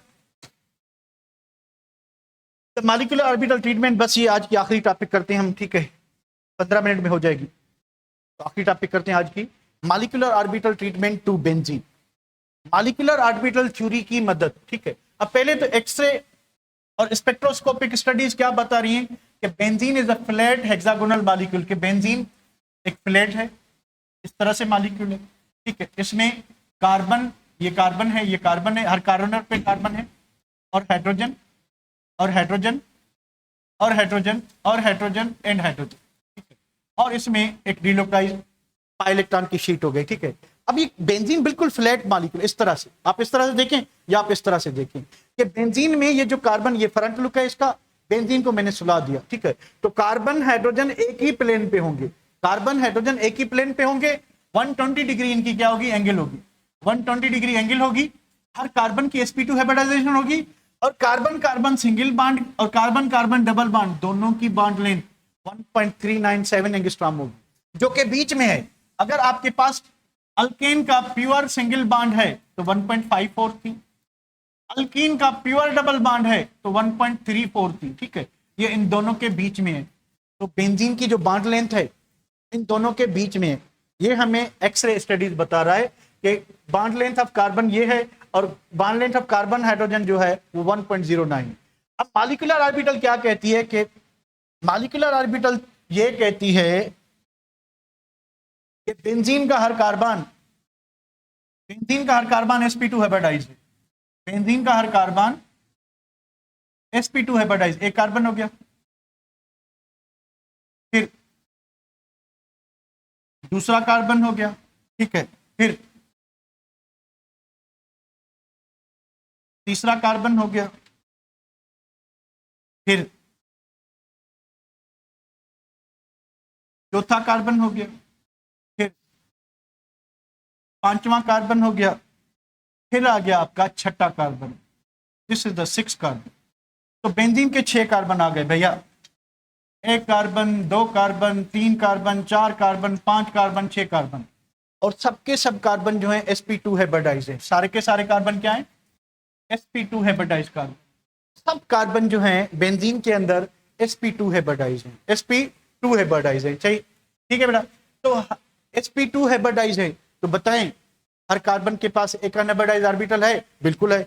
हर कार्बन के पास एक जो है वो अनहाइब्रिडाइज्ड ऑर्बिटल अवेलेबल है, ठीक है। इसके पास एक अनहाइब्रिडाइज्ड ऑर्बिटल, इसके पास, इसके पास, इसके पास, इसके पास और इसके पास भी एक अनहाइब्रिडाइज्ड pz ऑर्बिटल अवेलेबल है, pz unhybridised, pz unhybridised, pz unhybridised, pz, pz और pz, तो ये बांड बने कौन से हैं? ये बांड जो आपके बने हुए हैं ये कौन से बने हैं? ये बांड बने कौन से? Carbon hydrogen bond. तो carbon carbon carbon bond, sorry carbon ने कार्बन के साथ बांड बनाया, इस कार्बन ने इसके साथ, इस कार्बन ने इसके साथ, इस कार्बन ने इसके साथ। अब इसकी ऑर्बिटल कौन सी? sp2। तो ये sp2 हाइब्रिडाइजेशन से ये बांड बना, यहां से ये बांड बना, यहां से ये बांड बना, यहां से ये बांड बना, यहां से ये बांड बना, यहां से। तो ये साइकिल जो है वो sp2 हाइब्रिडाइज बांड की वजह से बन गई। ठीक है, बन गई। अब क्या चीज है कि एक लोब हर किसी का जो है वो रिंग से बाहर है, तो वहां क्या लगेगा? हाइड्रोजन। तो हर कार्बन हाइड्रोजन बांड कैसे बनेगा? हर कार्बन हाइड्रोजन बांड, इसकी हाइब्रिडाइजेशन sp2, हाइड्रोजन के पास कौन सी ऑर्बिटल? s। तो sp2 ऑर्बिटल इसकी, s ऑर्बिटल हाइड्रोजन की, ये लीनियरली और करके 6 सिग्मा बांड बनाएंगे। तो अक्सर क्वेश्चन आता है कि बेंजीन में सिग्मा बांड कितने हैं? बेंजीन में 12 सिग्मा बांड है। 1 2 3 4 5 6 7 8 9 10 11 12। तो बेंजीन में 12 सिग्मा बांड है। तो अब क्या होगा कि बेंजीन में, अब क्या होगा?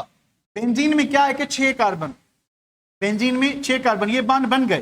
तो इसको हम इस तरह से रिप्रेजेंट करते हैं। अब हर कार्बन के पास एक अनहाइब्रिडाइज्ड ऑर्बिटल है, हर कार्बन के पास एक अनहाइब्रिडाइज्ड ऑर्बिटल है, हर कार्बन के पास एक अनहाइब्रिडाइज्ड ऑर्बिटल है। ठीक है, हर कार्बन के पास, मैं एक स्ट्रक्चर नीचे बनाता हूं, हर कार्बन के पास एक अनहाइब्रिडाइज्ड ऑर्बिटल। अब देखिए, देयर आर 2 पॉसिबिलिटीज। हर कार्बन को, अगर मैं इस कार्बन को रेफरेंस कार्बन लूं, इसके पास 2 चॉइसेस हैं। इसके पास 2 चॉइसेस क्या हैं? इसके पास 2 चॉइसेस हैं, या तो ये डबल बॉन्ड यहां पे बनाए या ये डबल बॉन्ड यहां पे बनाए, दोनों सेम। तो अगर ये डबल बॉन्ड यहां पे बनाता है तो बेंजीन की स्ट्रक्चर कुछ इस तरह से बनेगी। डबल बॉन्ड कहां बना? यहां पे, तो दूसरा ऑटोमेटिकली यहां बनेगा, तीसरा ऑटोमेटिकली यहां पे बनेगा। अगर डबल बॉन्ड यहां बना तो बेंजीन कुछ इस तरह से बनेगा। तो बेंजीन की बनने के वक्त 2 पॉसिबल स्ट्रक्चर्स हैं। ये दोनों कौन सी स्ट्रक्चर्स हो गई? केक्यूल स्ट्रक्चर हो गई। तो इसी वजह से जरूरी होता है कि एरोमेटिक रिंग में हर एटम के पास एक अनहाइब्रिडाइज्ड ऑर्बिटल हो।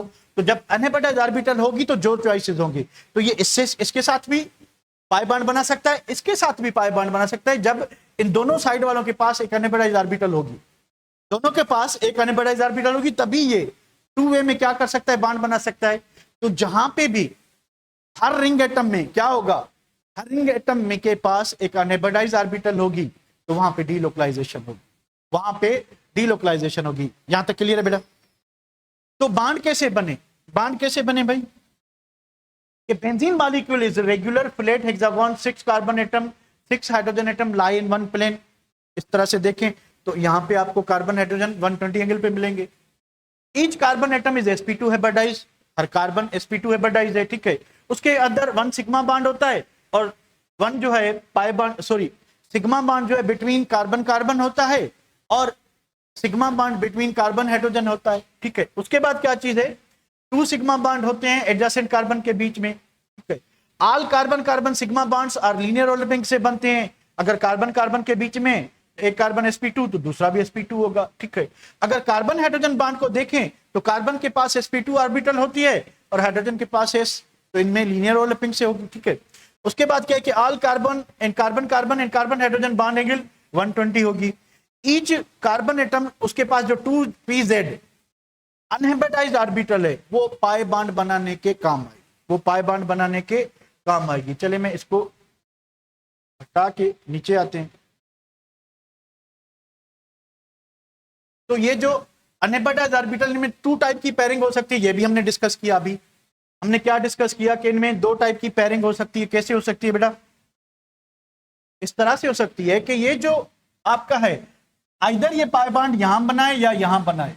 अगर यहां बनाता है, ठीक है, तो अगर यहां से बनाता है तो स्ट्रक्चर कौन सी होगी? ये होगी।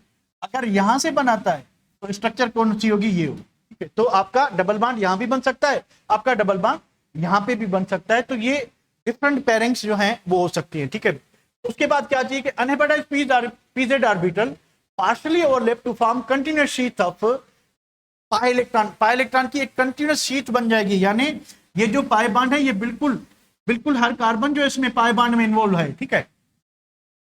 As each pz orbital overlap by the next pz of carbon atom adjacent carbon to give a diffused or delocalized electron cloud, तो एक मिक्स डिफ्यूज इलेक्ट्रॉन क्लाउड मिलेगा, ठीक है। तो ये क्या होगा कि ये डिलोकलाइज पाई इलेक्ट्रॉन होगा, और डीलोकलाइज पाई बॉन्ड क्या होता है, ज्यादा स्टेबल होता है। डीलोकलाइज पाई बॉन्ड क्या होता है, ज्यादा। According to molecular orbital picture, carbon carbon bond in benzene consist of one full sigma bond, एक फुल सिग्मा बॉन्ड होता है इसमें, एक फुल सिग्मा बॉन्ड होता है, और हाफ जो है पाई बॉन्ड होता है, हाफ पाई बॉन्ड होता है, ठीक है। स्टेबिलिटी ऑफ बेंजीन, तो अब इस स्टेबिलिटी को हम जो है वो कल डिस्कस करेंगे, स्टेबिलिटी को, और रिएक्टिविटी को हम कल जो है वो डिस्कस करेंगे। स्टेबिलिटी क्या होती है, रिएक्टिविटी क्या होती है, तो कल हम इंशाल्लाह बेंजीन को पूरा करने की कोशिश करेंगे। कल हम इंशाल्लाह बेंजीन को पूरा करने की कोशिश करेंगे। अगर आप 15-20 मिनट बैठ लें तो हम स्टेबिलिटी को जो है वो कर दें। अगर 15 मिनट मुझे दें गाइस, अगर 15 मिनट दें तो स्टेबिलिटी को पूरा कर दें। करें करें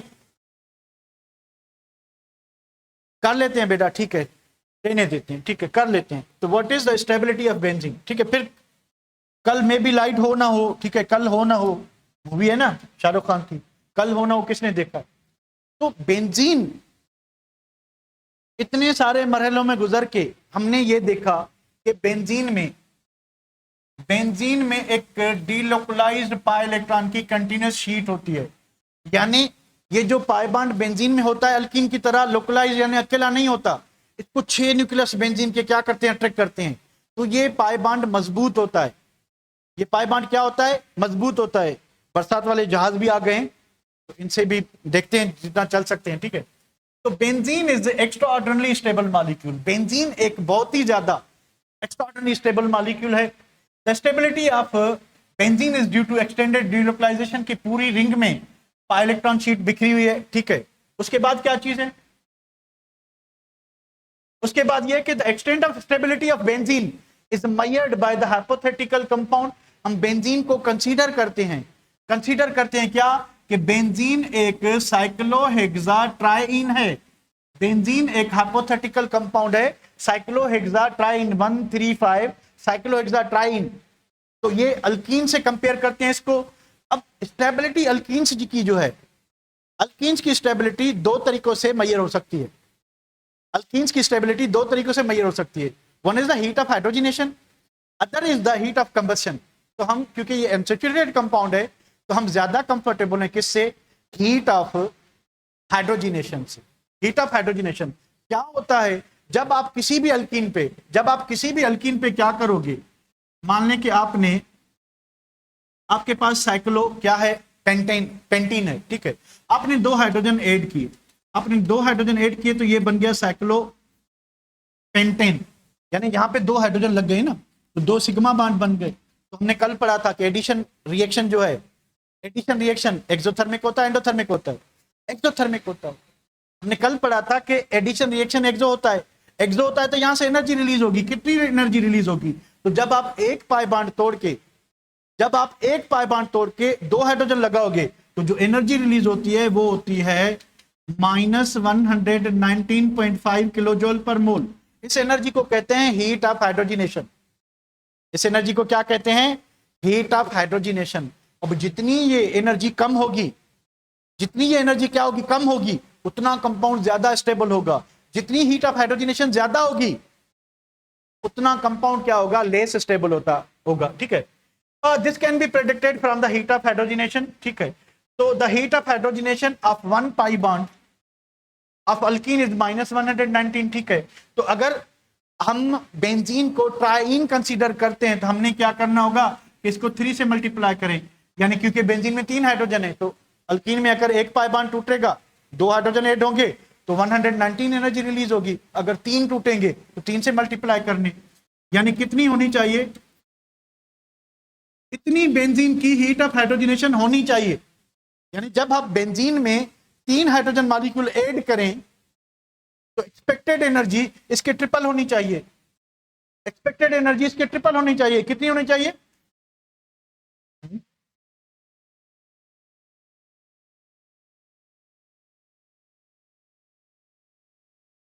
तो एक्सपेक्टेड एनर्जी जो है वो 3 से मल्टीप्लाई करें तो 358 होनी चाहिए, पर जो एक्सपेरिमेंटली वैल्यू मिल रहा है इंस्टेड ऑफ 358 वैल्यू कितना मिला है 208।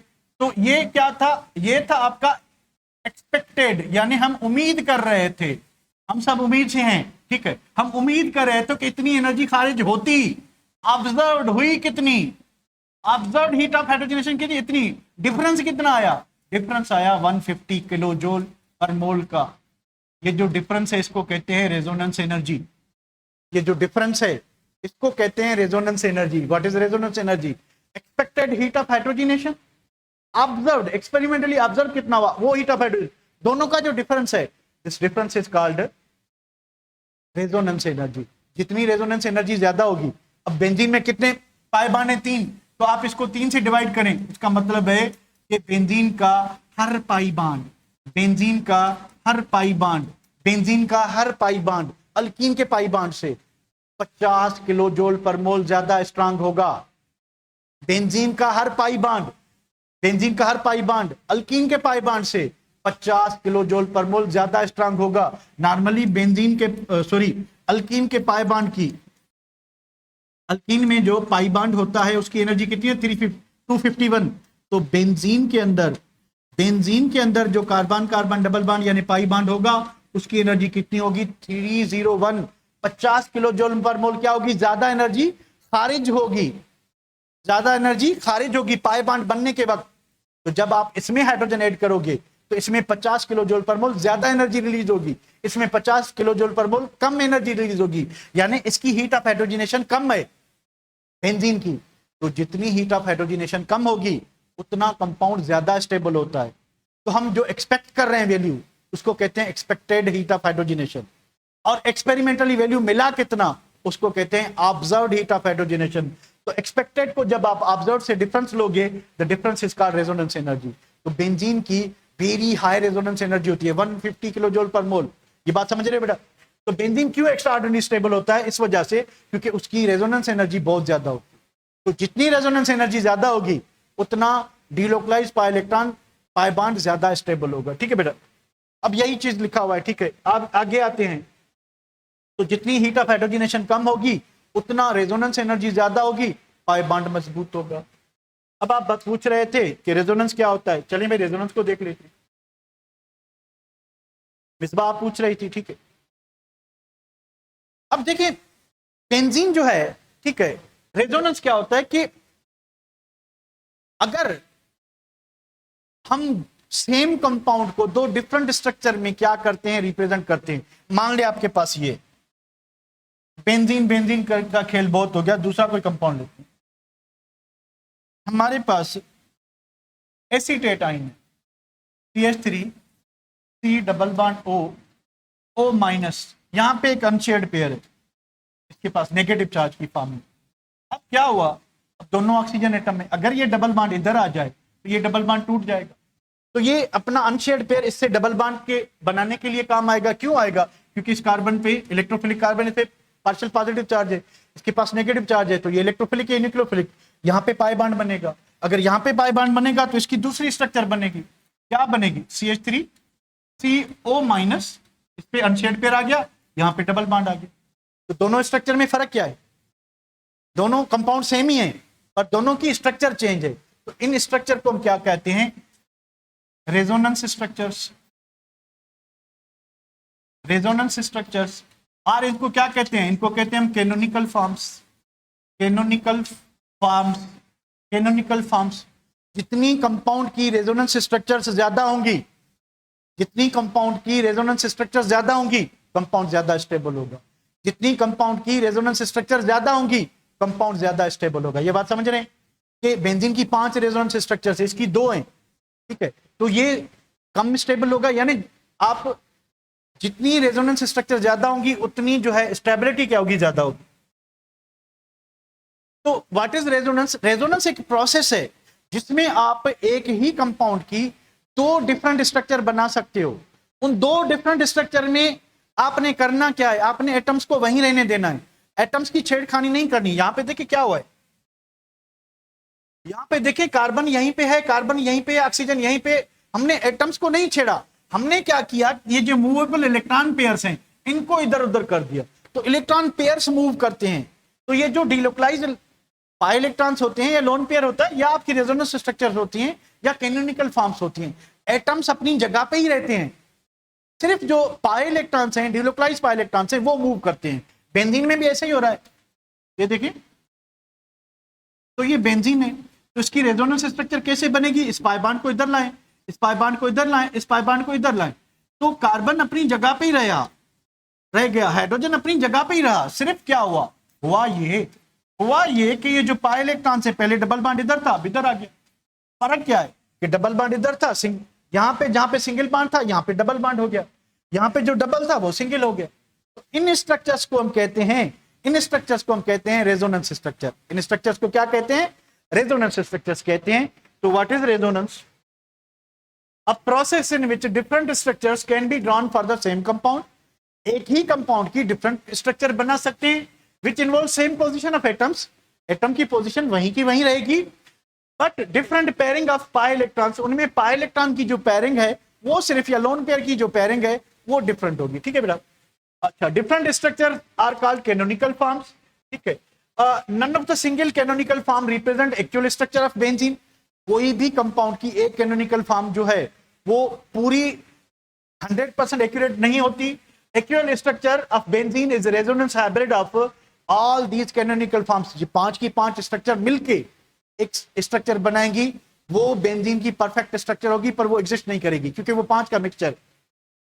Benzene has 5 resonance structures, more the number of canonical forms the more will be stability. तो भाई ये हमने ऑलरेडी डिस्कस किया कि 80% केक्यूल की स्ट्रक्चर का कंट्रीब्यूशन होता है और 20% डेवार की स्ट्रक्चर का क्या होता है, कंट्रीब्यूशन होता है। चल भाई,